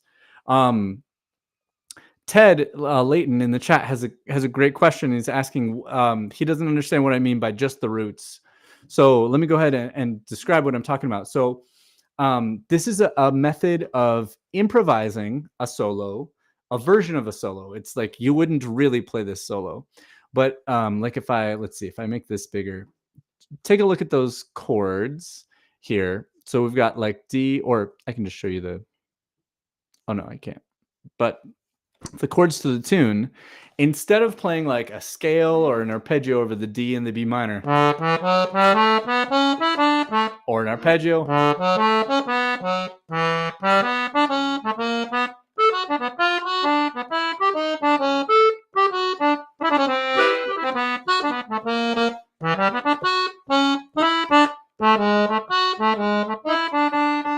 so instead of doing that, I'm limiting myself to playing only the root that's happening. So the first root here is D and then B minor 7. So I have 2 beats of D, and I can play any rhythm on the D, but I can't play any more notes than just the D because it's the root. Then the next chord is B minor, so I can only play the root of the B minor, which is the B. Yeah. And then the E, I can only play E for the E minor 7. And then the root of the A7, which is A. So that's all I can do, but I want to try to push my creativity. I want to try to make it as fresh and feel as good as possible, and also land on those roots as they're changed, because on this tune, they're changing pretty rapidly. So we have to practice getting our hands to the new thing. So it definitely takes training the nervous system. And a great way to train the nervous system to get to the simplest, most fundamental part of the chord, which is the root. And then also we can like explore how we're playing those notes. So does it sound too mushy? Do I lose my feel when I'm syncopated more? All that sort of stuff. So there are many things to work on. But the primary thing that we're getting out of just limiting ourselves to creating a solo, an improvised solo on the roots, is that we are learning the chord progression in a very deep way. So I'm going to go ahead and demonstrate playing a solo on just the roots over the chords. So let's see. We're about halfway through. Let me see if I can take it back to the beginning of the form here. And you can see that it's highlighted. Let's see. We're on the last.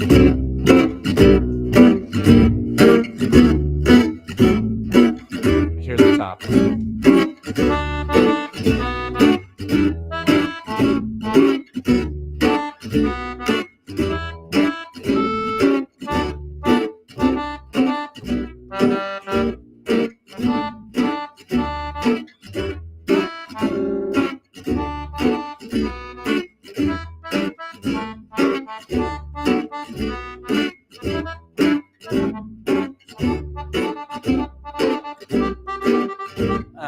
That timing could have been better.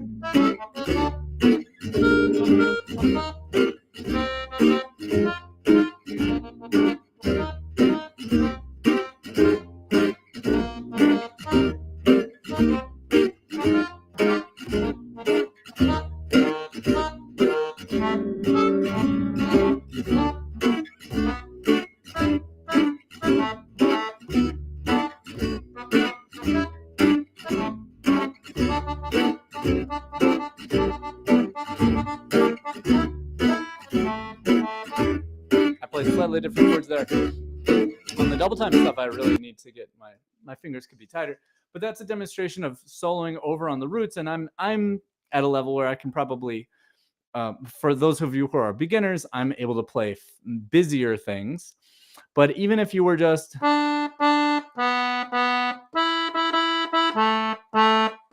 and I'm sure you'll need to look at the music. So the chart that I showed before, or this backing track, you can see it's brighter where in the measure that you are. And that is just a great way of training yourself to move through. And from that, then we can go on to more complex things, which are the root and the third, or arpeggios.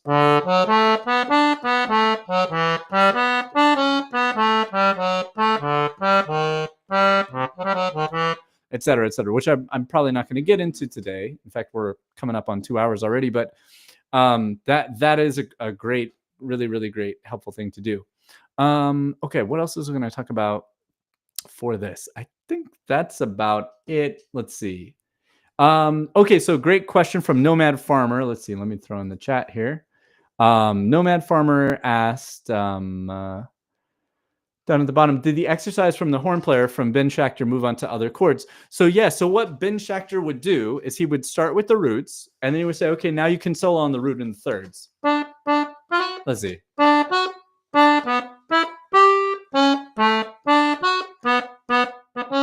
And you don't have to use the root and the third, but you could use either of them.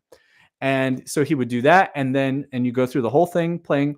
And again, your effort is on trying to play the best possible time. So super, super in the pocket, which I discovered, and I feel like anyone working on this in earnest will discover, that it's not just about metrically placing the thing right. It's like, oh, I'm on the upbeat, I'm on the downbeat. It's the articulations that you discover as well. And you really get to discover your own sound on the accordion. It's really at all levels, from beginner to professional. I think this exercise is super helpful. And so after the roots, then you do the root and the third, then you do the third and the seventh, or the third and the sixth, depending on the kind of chord that it is. And he would do that, and then he would also have you play, like, he was a tenor saxophone player. He would say, okay, well, play a bass line in two, boom.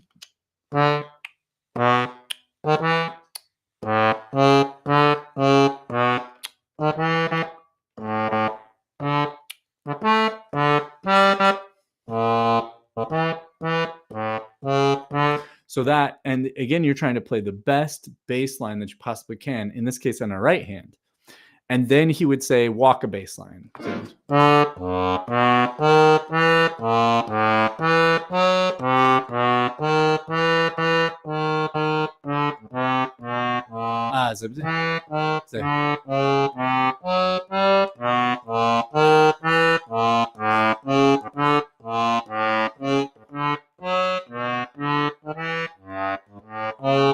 Whatever. And so you're working on, and we're getting deeper into the chord changes and deeper into our time feel, which is about holding the time really, really well. And he would do this a cappella, so with no backing track. But these later things, I'm only going into this because Nomad Farmer asked, and it's a great question. So you develop that. And the whole process, let's see, let me go back to this, and we'll kind of like sort of wrap it up here. So in today's thing, we talked about a number of different things, but mostly I gave you, let's see, it's this one that I want to change. Screen share to this one. Where's that? Here. Okay.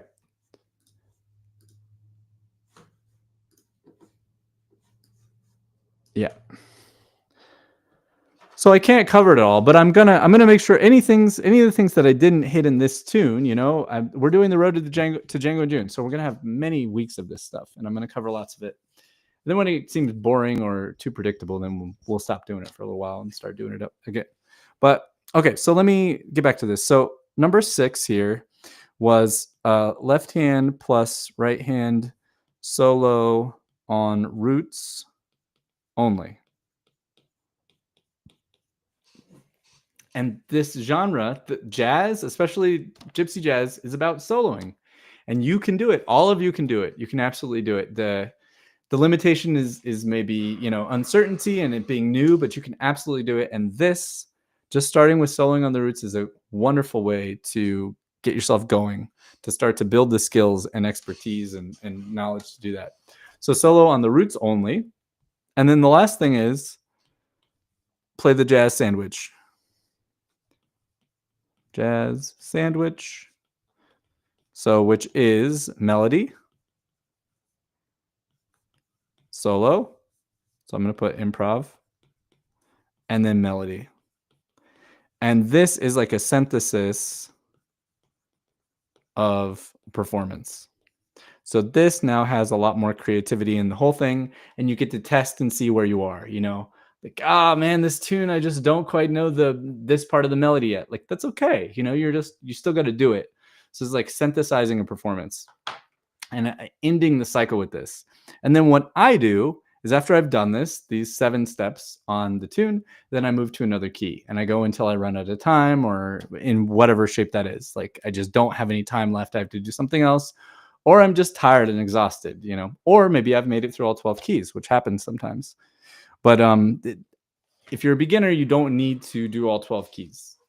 Don't let that prevent you, but definitely just take and try this cycle out. I will put this on the website where the forums are. I'll upload this and the chart and that sort of stuff. And for all of these, do great bellowing. So bellows, out, 2, in, 2. That's going to help you so much. Cool. So I think I'm going to wrap up this segment. We're over the hours, but I'm going to keep going because I can. And this is fun. So let's take a little break. I'm going to put on a recording and get another coffee or water or something, and I'll be back. And we'll talk about the artist way. feel free. In the meantime, if you have any questions, throw them in the chat. Let's see, what should we listen to here? You're welcome, Ted. Thank you. Bye. All right. What do I need to do? Replace that with this. There we go. That's working. And then let's see, subscriptions. We'll find a good video here.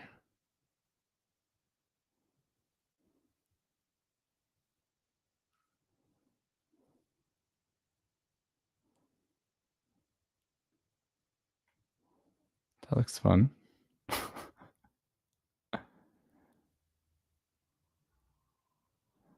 Some Potosa demos on diatonic accordion. Those are cool. Let's see, what's this?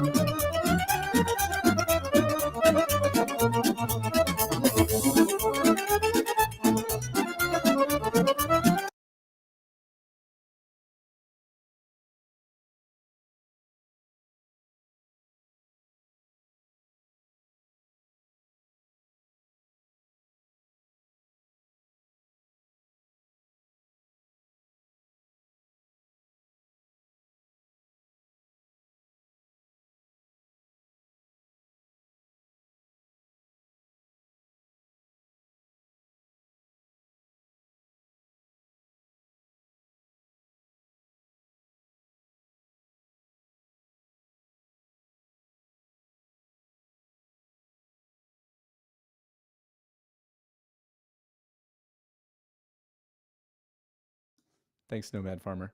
Well, let me say all that again, which was, let's see, Steve Halpern. That's great that you found a gypsy jazz group. That's exciting. And I was saying that you should come to Django in June this year. I bet you'll meet a bunch of other like San Diego based folks that you probably know and that you don't know. Am I still? I hope I'm unmuted now. Can you guys hear me now? I should be unmuted. But Anne's chat just came in, so hopefully somebody tell me that I'm unmuted.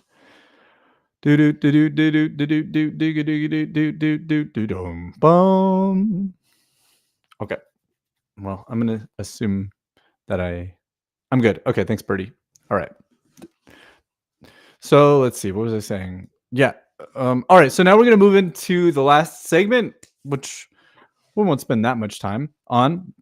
But this is where we're doing the book club for the Artist Way, and this is cool. It's really cooking along. I didn't do morning pages yet today, but I'm going to do them later. I got to read the chapter on the airplane, which is great because I had tons of time. Thanks, ePilot. And yeah, and that's all cool. Let's see. Here's a little graphic of it. Yeah, the Artist Way. So this chapter of the Artist Way, each one so far has been about recovering a sense of, and then fill in the blank, a sense of power, a sense of identity, a sense of, I don't even remember all of them. But this one is about a sense of abundance, recovering a sense of abundance. I'm going to go back to this and hop into let's see. Kind of go like that. Yeah. Let's see. I like that. And I like, yes, that's good. Okay. So this chapter is about recovering a sense of abundance. I will say, like, I have been, like, I care about this book, and it's actually starting to work some for me. And I feel a little cheesy sharing that with everybody out there because it does feel like a little bit of evangelist. I don't feel cheesy sharing it with the people who are watching the stream who I know are doing it because they're sharing their stories and their experiences in the forums. So you guys get it. But for everybody else, I'm like, is this just going to come off as like somebody like being like, oh, life's going good, but it's cool. I mean, like, I'm not a perfect human, but I was able to like access like one of the things. So last week's chapter, before I go into this week's chapter, last week's chapter here was recovering a sense of possibility. And one of the things that she wanted us to do is she has this idea of God, which can be any manifestation of sort of a big energy outside of ourselves that wants good for us, wants the good things for us. Whatever we're allowed, we're told we can define that however we want. And I access that. So I get stage fright. I get anxiety. I think it's well known that almost all, no matter how great the performer is, that happens. And it's, we all do. So it's a natural thing. And I don't mind sharing it. But in dealing with that, and I'm working on this house. And one of the things that was going through my head as I was in Madison, I was like, shoot, I wish I had started on this music earlier. I wish I'd put more time into this. I wish I wasn't so rusty from not playing the accordion, all these things. And instead of dwelling on that, I really did have success with the idea from the Artist's Way that like, just say like, okay, I definitely did put time in. I have all my history of my life in music and I am putting good things out and I'm going to let the universe bring good things to me.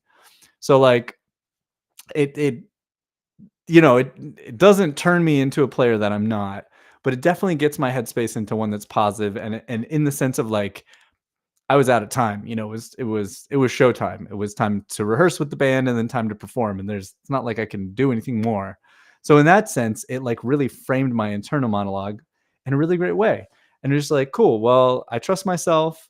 I trust that I'm going to play the best that I can and that good things are going to come. And they did come of it. And a cool thing was Stefan Rembel said that he liked my playing and that felt really good. And he said, I live in Maplewood, New Jersey. That's close to Pennsylvania. Come over. We should play together. And I was like, that feels great, and also I think I did a good job. I think I did a good job. But that is a way in which this book, I think it's kind of working on me. And I posted something else this morning about finding more time to practice. That's a result of reading this chapter, an idea that came about. Bertie Wooster in the chat, who's doing this as well. who's when I say doing this, I mean he's doing the work of the book. He's reading the book and he's doing all the morning pages and all that sort of stuff. He says he feels like it's working. He said he was skeptical that he'd start remembering dreams, which she mentioned, and he said, "I'm having live vivid." Let's see. There's a stupid vivid dreams I remember. Dude, that's so cool to hear you say that because I totally had some dreams in Madison. Um, that were a lot of them were anxiety dreams, but not all. I had a dream that I was totally bald, which was some form of anxiety dream. That was pretty interesting. But that's so cool that that's happening to you. And I totally forgot about that. I didn't connect them. But yeah, I totally remembered my dreams. Huh. Hmm. It's starting to work. Anne, I wonder, Anne's doing it too. I wonder if Anne has anything to contribute. But anyway, this is fun, and as we go on, through the chapters, uh, I'm I think we all of us that are doing this are understanding more and more what is going on, what's working on, and it's really like I think this part of it is generating all of this sort of hope and confidence, and the framing around it is to like trust and put it outside yourself as far as like an internal way of that you're talking to yourself is one part of it. And then the other part of it is really not being like I keep using this word selfish because that's the way I interpret it, but like being selfish enough to prioritize making your art over or in addition to other things, not waiting until like I can do my art when I do all this other stuff that's not art that feels very important, but it's like, well, but how important is doing the art? Because that's pretty important too, you know. So Bertie also says that he had a dream that he was playing an English bandoneon, and it was the weirdest thing ever he's ever seen, but it sounded the most beautiful. Can you describe do you even remember in what ways it was weird looking? That's fun. English bandoneon sounds very cool. Um, yeah. Huh. I wonder if that's something you should follow via the artist way. Well, so that's a little check-in. And I'm informed more and more by her suggestions of framing how this is. She says, open yourself up. I consider myself an atheist and a skeptic, but I'm open to for me, I don't, I'm not trying to argue my viewpoint or anything there, but I'm just saying like, I'm coming to this really willing, trying to do what she says here. I'm really trying to do it as best as I can. And it seems to be helping for sure. It's really cool. I asked Bertie to describe the English bandoneon that doesn't exist, but his mind made it. And he said, you pushed in oboe and bassoon reeds instead of buttons. Oh, wow. That's dream logic right there. There was a horsetail tassel that you pulled on and he had ordered it off of eBay. You would order that off of eBay in real life. That's cool. Very, very cool. All right. Well, covering this week. So my summary of this week is that she kind of breaks this up into two sections, or I found two themes. The first theme that we're presented with is this idea of believing that whoever that God is for us that we've constructed and are looking for really wants us to have abundance, she uses luxury as a definition for abundance, but the idea of believing that like the universe wants us to have stuff, which again sounds so much like The Secret, and it feels a little cheesy to talk about because like I do think The Secret is kind of bullshit in a lot of ways, I think that there are some pretty lame people that are telling you just wish it and it'll happen, but that's my own inhibitions. So but that being said, I also see the value of having the power of positive thinking, like not feeling so like, oh, I have to be broke and I have to, in order to either, like if I want to be responsible and have money, then I can't do art, or, if I like, or if I'm an artist, then I have to be broke bohemian and there's no, like I see how like this is trying to help our mindset. And that's really what this whole chapter is about our relationship with wealth. So she starts off with the like sort of asking us to have a spiritual cosmology in which the God that we have or whatever wants us to be wealthy, essentially wants us to have abundance and luxury and all the stuff. That's what the God wants for us. And then she goes on to examining our ideas of what it is to have money, have wealth, have the things that we need. And are we, she starts getting into like, what are our associations around that? And do we think that we're allowed to have that, to have everything, to have art and be responsible and have, all of the comforts and security and power and freedom that comes from that?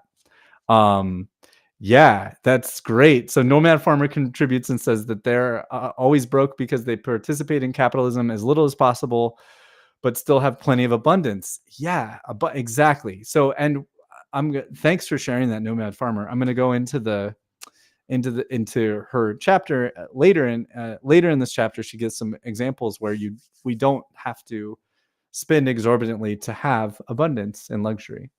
And Anne said that the work of the book is starting to connect a lot of dots for her. So that's cool. All right. So let me start reciting my notes and sort of sharing this stuff.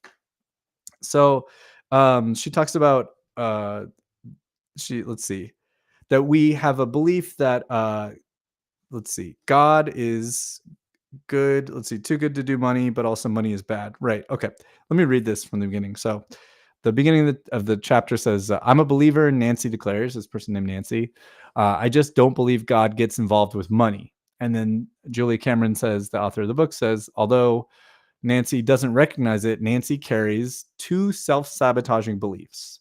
One of them is that Nancy believes that God is good and is too good to do money. But then also Nancy has a belief that money is bad. And so she's going to develop this idea through the whole chapter, and she actually returns to it at the very end of the chapter. So I'll read my blue highlight, which says, and we will pursue our art, as we pursue our art, we will tell ourselves when we have enough money to do it easily. And we will pursue our art, we tell ourselves when we have enough money to do it easily. When will that be? The red outline says, we want a God that feels like a fat paycheck and a license to spend as we please. So listening to the siren song of more. Let's see, let me go forward. I'm trying to like orient myself in this. I read it all yesterday. I even did a summary, but I got to kind of like reorient to these little notes. Most of us harbor a secret belief that work has to be work and not play, and that anything that we really want to do, like write, act, dance, play the accordion, must be considered frivolous and must be placed a distant second. And yeah, I mean, I was raised that way, and I told you guys on the stream, I found that after my mother passed away, like, I don't know, a year or two. It was like once my dad started going through the stuff, he took a little while to do that. He was really heartbroken. But he found this letter. He said, hey, I found this letter. It's to you from your mom. She never sent it. And it was typed up off the computer. And she told me, she was sorry for sort of projecting this energy toward me, that I needed to have a real career, that it couldn't be music, and she told me why. And that's because her perspective was it wasn't responsible. It wasn't a real career that, like, I'm sure I don't have kids, but every parent wants their kids to be safe and secure and supported and not be broke and get sick and die and all that sort of stuff. So it's way harder to do it in the arts. That's for sure. It's not impossible. But, anyways. Okay, so the next one. Thinking like this is grounded in the idea that God is a stern parent with a very rigid ideas about what's appropriate for us, and you'd better believe that we won't like them. This stunted God concept needs alteration. And yeah, so and then here's something that we're supposed to do this week. And she says, this week in your morning pages, and I would remind everybody out there, Anne and Bertie Wooster, like, remember to do this week.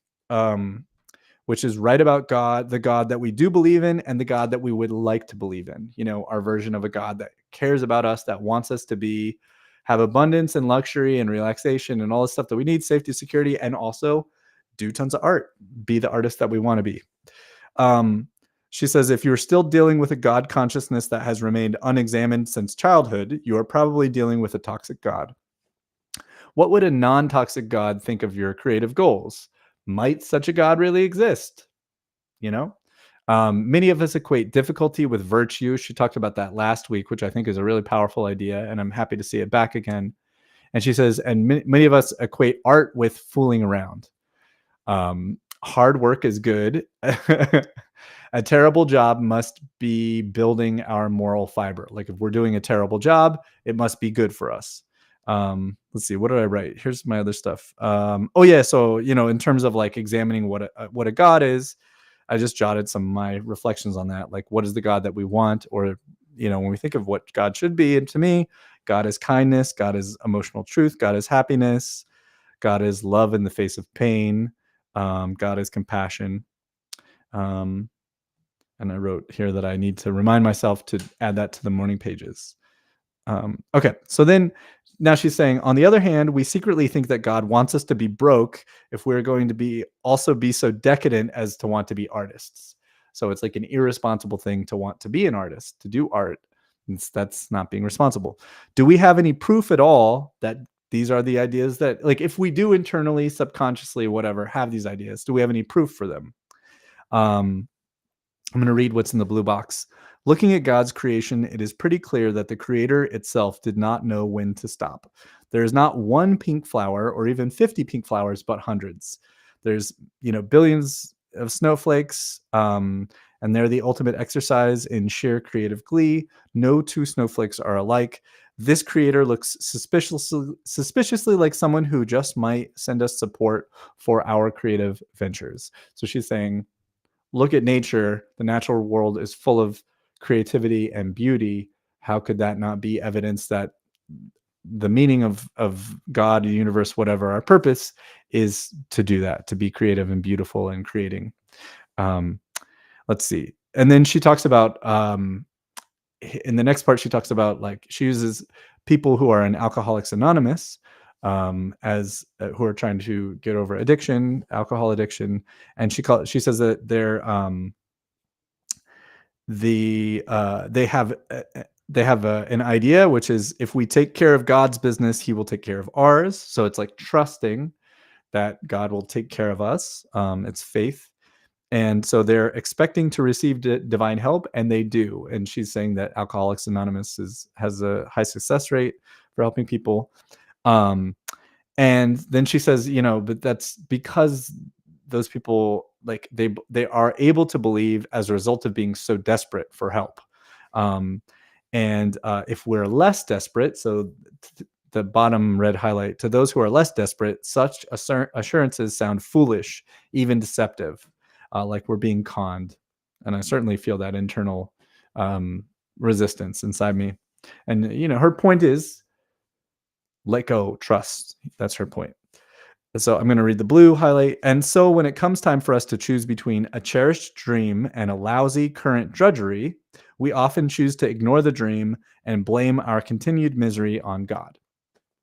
At the bottom of the page, she says, creativity is not and has never been sensible. Why should it be? Why should you be? Why should we be sensible? Do we still think that there is some moral virtue in being martyred? So if our non-artistic self is bringing us suffering, like, why are we doing it? Why can't we have it all? If we want to make some art, just make some art, just a little bit. Then I have this next one, which I wrote, very powerful, so I'm happy to read it again. Making art begins with making hay while the sun shines. It begins with getting into the now and enjoying your day. It begins with giving yourself some small treats and breaks. This is extravagant, but so is God, is a good attitude to take when treating your artist to small bribes and beauties. Remember, you are the cheapskate, not God. As you expect God to be more generous, God will be able to be more generous to you. I like that. So we want to extend out this to that God really wants to be generous to us. We will continue to work this week with our ideas surrounding money. We'll see our ideas about money. It's hard to get. You have to work long hours for it. You need to worry about money first and creativity second. Those shape our ideas about creativity. And I found this very powerful. I have never really looked at it like that. But even this morning, I did a little, and there was one way that I sort of thought about it, and I'll talk about that a little bit in a second. But the idea that the way we think about money and our relationship, I'm going to sort of change money into, like, security, safety, responsibility, and then the consequent catastrophic ideas of thinking we don't have this. So, if we don't have security, if we don't have safety, if we don't have support, all those things that money can give us, responsibility for ourselves and for our loved ones, the consequences, sickness, death, failure, homelessness, all those things. Like, so it's really like, that's her point, is really like, if we keep sacrificing our artist self for these ideas of security and safety, um, and the fear of those things, like, we will never get there. We will never recover our artist self. So now she starts talking about luxury, and she starts defining this, and she's going to start working her way to giving us actionable ideas for moving on this. So how our relationship with money is tied to our relationship with our creative selves. Let's see. So in the luxury, let's see. She says, I'll just read this whole paragraph that I have here. For those of us who have become artistically anorectic yearning, I think that's anorexic, and yearning to be creative and refusing to feed that hunger in ourselves, so that we become more and more focused on our deprivation, a little bit of authentic luxury can go a long way. So she's saying, here's a way to heal by giving ourselves just a little bit of luxury. The key here is to have authentic luxury, which she's going to explain what is authentic luxury versus inauthentic luxury. And she'll say it's like quality time. It's like things that are very meaningful. They don't have to be expensive. They don't have to be big financial splurges, but they have to be truly something that like is like a little, like, that's nice. That makes life a little nicer. And she'll give us some examples later. She says the key here is authentic, because art is born in expansion. So not fear, I'm adding this, not fear, but in trust and belief in biggerness and bigger things. And like, as she goes on to say, it's like treating ourselves, it's like being selfish or making art to repair this thing. We need to start to see making art as treating ourselves to something that's important and nourishing, or like a little, like, oh, I'm going to get the jar of jelly that's up here at the top of the aisle. This one that's like has real sugar in it, and like, you know what I mean? This one's from a local place. Ooh, nice. That's $8 for that jar of jelly, not like the gigantic thing for $2.99. That feels like luxury to me. Okay, so because art is born in expansion, in a belief of sufficient supply, it is critical that we pamper ourselves for the sense of abundance it brings to us. So that's cool. I love it. It's making sense. Let me check in with the chat. So Anne says, abundance comes in different forms. That's how Anne views it. And Nomad Farmer says that this is reminding them of a common belief in indigenous lifeways that the spirits eat beauty. Wow. I have to reflect on that, but I'm going to read the rest. The spirits eat beauty, and it's our role to nourish them as they nourish us. Cool. So is that like our spirit, or is that other spirits? But it's like, I guess I'm choosing to understand from that, before you clarify, Nomad Farmer, that like our spirit needs to survive on beauty. We need to give our spirit beauty, and that's our job. That's certainly, I like that a lot. Thanks for sharing that. That's really cool. Who's Carol Lombard? I was on the airplane, so I couldn't Google because there's no internet, but I want to actually look it up right now. Who is Carol Lombard?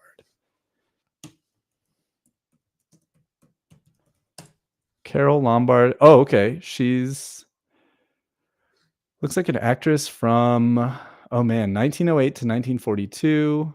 Looks like an actress from the 20s or something. Yeah, cool. She's married to Clark Gable and William Powell. All right. Okay. So anyways, she talks about like pampering, and she talks about some examples of simple pleasures.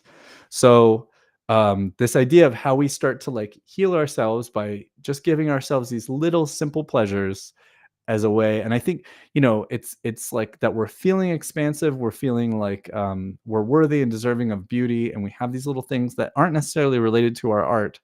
But then also she's going to fold in that like making the art is also a simple pleasure that we can give ourselves. That'll be later. But I want to share some of these examples with you. I didn't highlight them, but it's like she talks about having a Gerber daisy on your bedside table, because when you go to bed, when you wake up, you feel like, yeah, that's what's up. Like, I love seeing that beautiful flower, and that normally seems like, I'm trying to pinch pennies, I shouldn't buy myself a flower or whatever. The smell of real furniture wax, which I don't have an association with. I don't know if that's a generational thing. Does real furniture wax like do anything for anybody out there that grew up with it? There's an example of having a magazine subscription to a magazine that they like, to buy a new pair of trousers from the vintage store, like used, So these are all examples of things which are not very expensive at all, but they're like nice little things. She says, all too often we become blocked and blame it on our lack of money. So I can't make the art because it's not responsible. And she says the actual block is the feeling of constriction. So this treating ourselves to these little luxuries makes us feel expanded, makes us feel good, and helps us get over that block. So we don't want to feel constricted. And she says the constriction and our sense of powerlessness is the actual block. Art requires us to empower ourselves with choice. I choose to do this. I choose to make this. I choose this note over that note. I choose this phrase. I choose this harmony. At the most basic level, this means choosing to do self-care, which is these little things. She gives some more. She talks about, here's where she talks about someone that she knows that is a world-class artist who has like a lot of these things. This man is like, really known in the scene and lauded and like super, super great, but doesn't have this feeling of luxury, even though he has all of the things, but he denies himself some simple pleasures.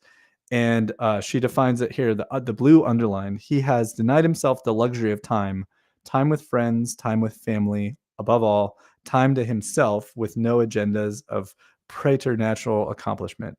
His many former passions have dwindled to mere interests. He is too busy to enjoy pastimes. He tells himself he has no time to pass.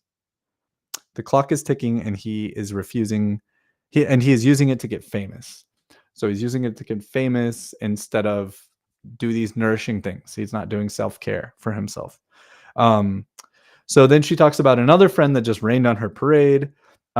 She says that she was able to like have enough money to buy a horse, which that's a lot of money, to buy a horse and then feed it and stable it and all that kind of stuff. And her friend was just sucked and said like, well, I hope you like having a horse. You're never going to ride because you're going to be busy making money, paying for it. You're not going to get to enjoy it.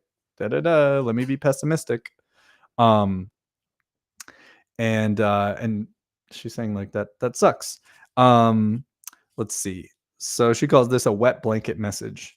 And she didn't accept it. She was able to dodge that. In the red block, it says, it reminded me of the vulnerability of all artists, even very famous ones, to the shaming. I should be working to the I should be working side of themselves that discourages creative pleasures. I definitely feel that. I mean, being self-employed, it seems like there's always stuff to do, and it's very hard. And with my partner, she is like a 9 to 5, and it's not a 9 to 5. It's a salary job. So there are many times she works way longer. But she still also, there is Monday through Friday. She doesn't work on the weekends, and it helps her schedule, and so she's able to say, okay, done with my work day. Now I do this. That's not work. And for me, and I imagine other people out there, like that's a real struggle for the artists, most of whom are self-employed, freelancer types.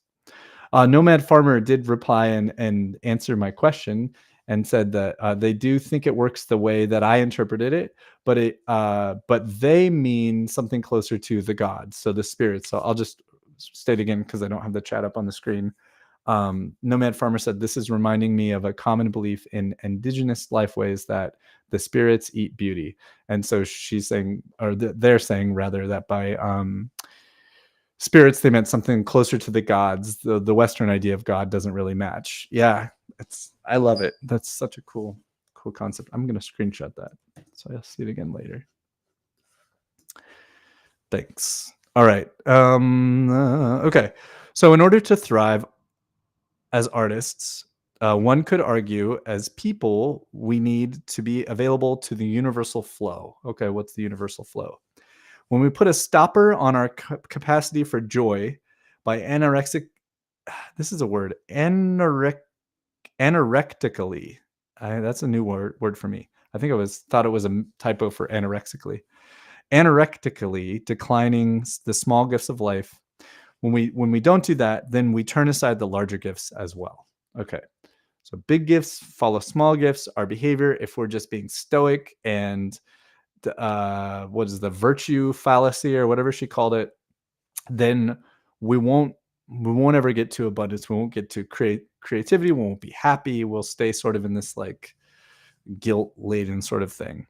So then she says, she asks the question, what is it that gives us true joy? Yeah, and I wrote some of my thoughts on this, and I'm supposed to recite all this. So now we have a section where she talks about a musician. And so I thought this is cool. I think this is the first actual example about a musician. She has a couple little things here and there, but this is the one where she's like, Alan is a musician, and here's how he did Artist's Way. So she says, for Alan, music is the great luxury. A musician when he was younger, or he was a musician when he was younger, and he had long denied himself the right to play. Like most blocked creatives, he suffered from a deadly duo, artistic anorexia and prideful perfectionism. And I certainly, personally, identify with both of those. It goes on to say, there were no practice shots for this player. He wanted to be at the top, and if he couldn't be there, he wouldn't be anywhere near his beloved music. Now, I don't necessarily identify with that, but I certainly know acquaintances and students that bring that idea to the thing, and they're just beginners. And it's like, chill, just like my friend Michael Joseph Harris said, be okay with sucking. You got to suck at the beginning, but you got to do it. Like in order to, you have to start. Like, it's not going to work that you're going to not perform for 5 years and then just do your first performance and everyone's gonna be like, they're amazing. What a way. It doesn't work like that. We have to just scrape, creak, fall, tumble through a piece, and then again, and another one, and it's a little better, and we understand ourselves and the whole process and all that. And it's like, I don't know, I'm just bringing that up because that reminds me of many students who they really want to do the art. I'm thinking of one friend in particular too, want to do the art, but there's such a, what does she say? Prideful perfectionism. Yes. So that's really tough. Okay. So then it goes on to talk about Alan, the drummer, more.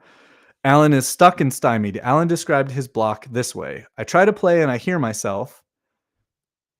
And what I can do is so far away from what I want to do that I cringe. And then I quit. And I love that. I wrote that actually again over here on the side. I try to play and I hear myself. And what I can do is so far away from what I want to do that I cringe.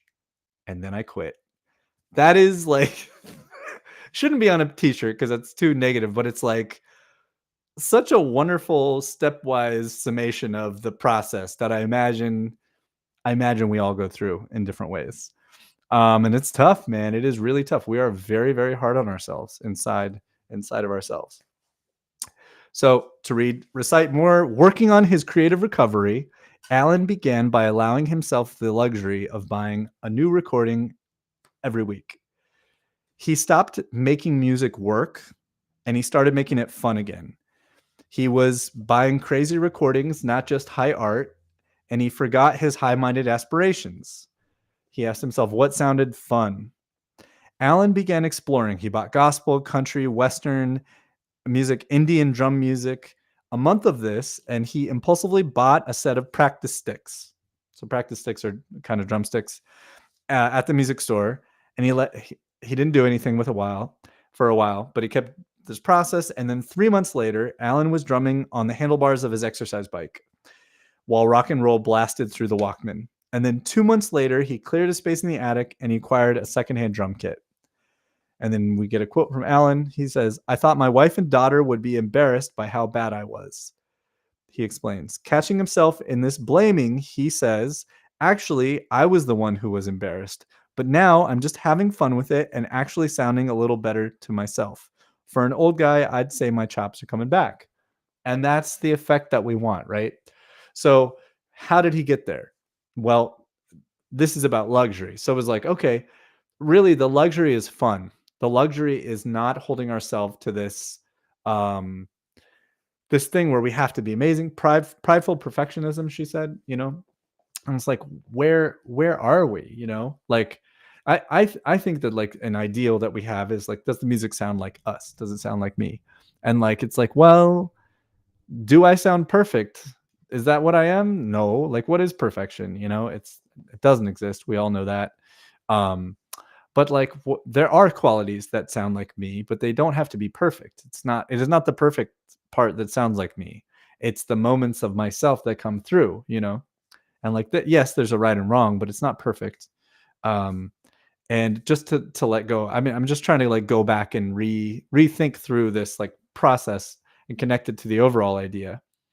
It's like, we see the beginning of a recovery. Alan's finally drumming, he's feeling good about it, and he's happy, and he has positive self-talk. But what happened? Well, it's predicated on him starting to buy records, and the records allowed him to like start exploring and being playful and letting go of this idea of perfectionism. And he's like, then he's enjoying the music and he's losing himself. He's, or his, I don't know, I guess it's the opposite, finding himself again. And he starts like, yeah, and then he's got the actual instrument, and then it's like, cool, I'm back. So that's the process that we have. Oops. Oh yeah, this made me think about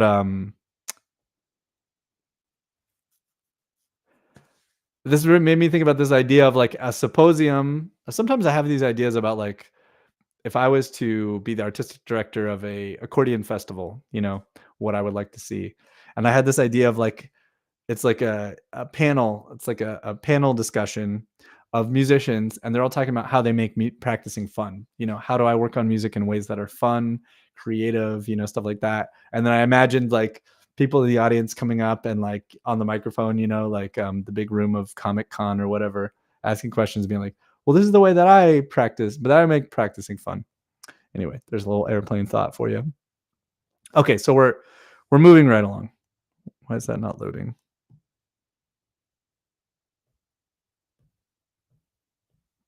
There we go. Okay. So, when we're focused on others at the expense of ourselves, we may even be threatened by the idea of spoiling ourselves for once. The last thing on this page, what we were talking about when we discuss luxury is very often a shift in consciousness more than flow. Although, as we acknowledge and invite what feels luxurious to us, we may indeed trigger an increased flow. Okay. So, creative living, and this is pretty much the end of the chapter. There's one more exercise, but then it's the tasks. So, this is the last real idea, part of the lecture part. Creative living requires luxury of time, which we carve out for ourselves, even if it's 15 minutes for quick morning pages and a 10-minute mini bath after work. Okay, very important. And here's where I'll share my thing. So, reading her framing about like this idea that we really need to create some boundaries and more prioritize the creative part. The artistic part. For me, the artistic part that I need to carve out and create more is the practicing my accordion. It brings me deep pleasure. It feels like going to the gym, like after I've come back from the gym, like I feel good. It's, obviously not in my body the same way, but like it's like cool. Like I did my thing. I feel like me, And of course, then I'm much happier. I don't have that sadness of like, oh, I'm rusty. Oh, I'm not prepared. Oh, I really should do that. Da da da. So today, there was a lot of stuff I could have done. Even still, there's more stuff, which I'm going to do later today. I got to call and order a dryer, or not a dryer, a propane stove. I got to call back the plumbing people. The lady was a total idiot and didn't know what she was. Anyways, so frustrating. But I got to make all these things, but like, and I could have done them before the live stream, but I didn't. I said, I'm going to go back to practicing. And same this morning, like there was more stuff to do. I didn't even do morning pages. I did some other important stuff, but I was like, you know what? Before I meet with, I had somebody who wanted to have a 15-minute phone call. So like before I do that, I'm going to practice some accordion because I got up super early. So I did that. That felt good. I met with this person who wanted to ask me questions about working together. And then I had another meeting, did some other work. And then I practiced again before the live stream. And that, I feel like that is really a result of the artist's way, Like it's like I didn't need the artist way necessarily to do that, but it certainly is the spirit and the idea of the artist way. Like, no, the practicing the accordion is as important as the other stuff, and so put it in there in the schedule, and then later today I can take care of the other stuff, or it could even be pushed off to tomorrow. It'll get done, but make sure this is there and I'm doing it, and I'm very happy with that. It feels like a result of that. So okay, to move through here, let's see, designating a few things special to. Okay, so creative living requires the luxury of space for ourselves, even if we all manage to carve out, even if all we manage to carve out is that one special bookshelf and a windowsill that is ours. Remember that your artist is a youngster, and youngsters like things that are mine. My chair, my book, my pillow. Designating the few things that are special and yours alone can go a long way towards making us feel pampered. Don't be silly. And then she has this cool thing about money. So then she returns to money, which was the first idea at the beginning of the chapter. She started off with money and our relationship with money. And so we have a really cool list, which I did on the airplane. I wonder if Bertie and Ann, did you guys do that list? And Tom, but we get these prompts. But she says one of the things we're supposed to do is to write down all the money that we spend every day. And we're just supposed to look at it and examine where that money goes and how much of that money is going into places that feel like luxury and abundance and how much not. And like, actually, how much is it and where does it go? And not in a sense of like budgeting, but just in the sense of like understanding. I think what we're supposed to get to is like realizing that like we don't have to spend a ton of money to get this feeling of pampering ourselves, which feels expanding, which leads to making art. So that's the thing. And then she has all these prompts, and I don't necessarily want to share all my answers, so I'm going to keep those off the page. Some of them you could see, but like, here's one. Money equals moral fallacy from whatever. Anyways, if I had money, I'd be healthier. If I could afford it, I'd get more preventative health care. If I had some money, I'd buy a Toyota hybrid minivan. And anyways, these are really great. These were really fun to do and think about, and I immediately got stuff from them. And that's the end of the chapter. And then we have the tasks, and the tasks are about like, she says like, go collect 5 rocks that are beautiful, or pick 5 flowers or leaves. So things that cost no money, but we're appreciating the natural beauty and we're sort of collecting and like gathering it kind of in a way that like Nomad Farmer was talking about a little bit. Then there's some other things, but that's the end of the chapter. And I feel like we've hit a stride now. I do. It sounds like other people in the chat have as well. So that's the end of that. Let's see. Let's go back to the chat and kind of say goodbye. So let's see. Anne said that she hasn't had a chance to read the chapter yet. However, she does already track where the money goes. So cool. Well, it'll be fun to write our check-ins and discuss abundance and luxury and all this sort of stuff. Cool. All right. Well, this is a nice 3-hour live stream. If you watched the whole thing or some of it, thank you so much. If you're watching later, thank you so much. I'm going to have some more info on more offerings. People are asking. Of course, I want to do that. My priorities right now are still finishing up this house, which we're getting pretty close, or it's getting closer. I need a plumber to get over here. I need the tile guy to get over here. And then I've got my friend's going to put in the kitchen cabinets and stuff and countertops. That's going to be a bunch of work, but he's going to do it. And that won't be a problem. But that all stuff needs to be done. And I want to trust that the universe is going to bring that to me. Let's see. We got some comments from Tom and Bertie. Let's see. Bertie says, thanks, you're welcome. Tom says he hardly ever spends money. But he says he buys accordion classes, luxury. Hey, I appreciate that. Cool. All right. Enjoy the old time jam, Nomad Farmer. How cool. Thank you, everybody. I'll see you guys next week, where we'll do more of the same, more of the similar. If you have any questions, you can always go to risingre.com and select a free 15-minute video meeting. We'll meet on Zoom or we'll have a phone call, whatever you like. And you can ask me questions about accordion learning, questions you have for me, especially if you are thinking about signing up for lessons or classes with me. Have you any questions about that? Or also if you just have a question for me, you can do that. I hope everybody's great and healthy and happy and have lots of luxury and accordion time. And thank you so much. I'll see you guys all next week.